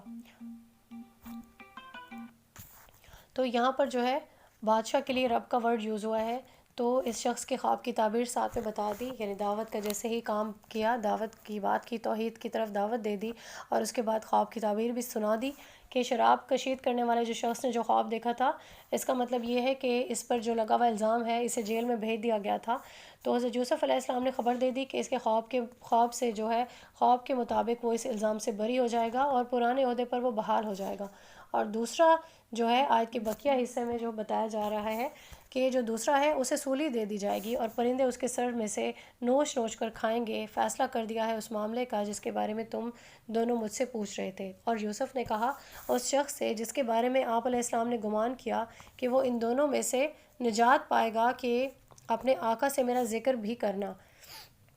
تو اسے بھلائے رکھا شیطان نے ذکر کرنا اپنے آقا سے، تو آپ علیہ السلام رہے کئی برس جیل میں۔ تو اب یہ ہوا کہ جیسے خواب کی تعبیر بتا دی حضرت یوسف علیہ السلام نے، تو ساتھ میں قیدی کو یہ بھی کہا جو بچنے والا قیدی تھا، مطلب خواب کی تعبیر کے مطابق، کہ اس کا قصور معاف ہو جائے گا۔ تو اپنے بادشاہ کو بتانا کہ جیل میں ایک ایسا قیدی بھی ہے جس کا کوئی قصور نہیں ہے، لیکن شیطان نے اس کو بھلائے رکھا۔ تو کئی برس اور مزید گزر گئے اسی اثنا میں، اور آپ علیہ السلام جیل میں ہی رہے۔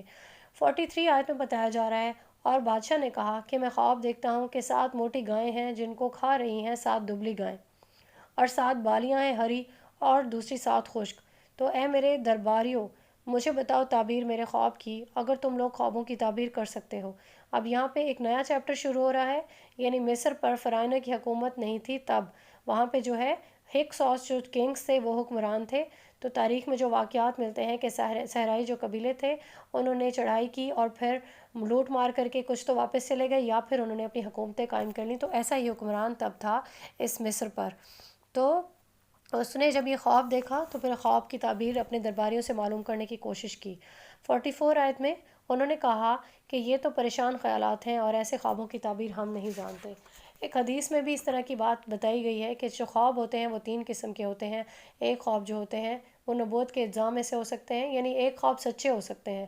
اور اللہ تعالیٰ کی طرف سے وہ عام آدمی کے لیے بشارت بھی ہو سکتی ہے، کوئی خوشخبری بھی ہو سکتی ہے، اور سچے خواب ہی اللہ کی طرف سے ہوتے ہیں۔ دوسری جو طرح کے خواب ہوتے ہیں وہ شیطان کی طرف سے ہوتے ہیں، اور شیطان جو ہے وہ اپنی طرف سے خیالات انسانوں کے ذہنوں میں ڈالنے کے لیے وہ خواب جو ہے وسوسہ کرتے ہیں۔ تیسری قسم کے خواب وہ ہوتے ہیں جو ہم جن کے بارے میں سوچ رہے ہوتے ہیں، یعنی ہمارے جو منتشر خیالات ہوتے ہیں اس میں کہیں نہ کہیں وہ چیز موجود ہوتی ہے، اس کا کوئی بھی ربط نہیں ہوتا ہے۔ تو 45 آیت ہے، اور کہا اس شخص نے جو ان دونوں قیدیوں میں سے نجات پا گیا تھا اور ایک طویل عرصے کے بعد اسے اچانک یاد آ گیا، اس نے کہا کہ میں بتا دوں گا تم لوگوں کو اس کی تعبیر، بس ذرا مجھے قید خانے میں یوسف کے پاس بھیج دیں۔ یعنی اسے یاد آیا کہ وہ ساقی گیری کر رہا تھا کیونکہ، اور پھر جو ہے اسے یاد آیا کہ یوسف علیہ السلام نے ایک خواب کی یہی تعبیر بتائی تھی اور اس کا سچا خواب تھا، اور اس نے بادشاہ سے کہا کہ مجھے بھیجانے دیں آپ ذرا قید خانے میں۔ آیت نمبر 46، اے یوسف، اے راست باز، ہمیں تعبیر بتائیے 7 موٹی گایوں کے بارے میں کہ انہیں کھا رہی ہیں 7 دبلی، اور 7 سبز بالیوں اور دوسری 7 خشک بالیوں کے بارے میں، تاکہ میں واپس جاؤں تعبیر لے کر ان لوگوں کے پاس تاکہ انہیں بھی معلوم ہو جائے۔ یوسف علیہ السلام نے تعبیر بتاتے ہوئے فرمایا کہ تم 7 سال تک خوب زراعت کرو گے لگاتار، تو اس دوران میں جو فصل بھی تم کاٹو اسے رہنے دینا اس کی بالیوں میں سوائے اس قلیل تعداد کے جو تم کھاؤ۔ اب یہاں پہ نہ صرف خواب کی تعبیر بتائے حضرت یوسف علیہ السلام نے، بلکہ ساتھ میں تدبیر بھی بتا دی کہ ایک وقت جو آئے گا، یعنی کہ جب فصل جو پک رہی ہوگی اسے بالیوں میں رہنے دینا، اور یہ چیز آج ثابت بھی ہو چکی ہے کہ اگر بالیوں میں یعنی کہ سٹوں میں محفوظ کر لیا جائے اناج کو تو وہ خراب نہیں ہوتا کسی پریزرویٹو کے لگائے بغیر بھی۔ آیت نمبر 48، پھر اس کے بعد 7 سال آئیں گے بہت سخت خوشحالی کے، یعنی کہ 7 سال آئیں گے پہلے، پھر اس کے بعد 7 سال جو ایسے ہوں گے جو خشک سالی ہو جائے گی اور قحط پڑ جائے گا۔ آج کے اگلے حصے میں وہ 7 سال چٹ کر جائیں گے اس کو، جو کچھ تم نے بچا رکھا ہوگا سوائے اس کے جو تم محفوظ کر لو گے۔ تو حضرت یوسف علیہ السلام نے خواب کی تعبیر بھی بتا دی کہ بہت ہی خوشحالی ہوگی پورے 7 سال، اور 7 سالوں کے بعد قحط والے جو ہے عرصہ آ جائے گا۔ پھر آپ یہ کرنا کہ جو اناج سٹور کر رکھا ہوگا سٹوں کے اندر، اس میں سے نکال نکال کر یوز کرتے رہنا۔ 49، اور پھر آئے گا اس کے بعد 1 سال کہ اس میں خوب بارشیں ہوں گی لوگوں پر، اور اس میں وہ انگور کا رس نچوڑیں گے، یعنی بارشیں ہوں گی تو پھر انگور کی بیلیں جو ہیں وہ خوب پھلیں پھولیں گی، پیداوار ہوگی، اور پھر لوگ جو ہے کیونکہ انگوروں سے شراب بنتی ہے نا، تو یہاں پہ یہ بھی بتایا جا رہا ہے کہ شراب کشید کریں گے لوگ۔ آیت نمبر 50، یہ سن کر بادشاہ نے کہا اس شخص کو میرے پاس لے آؤ۔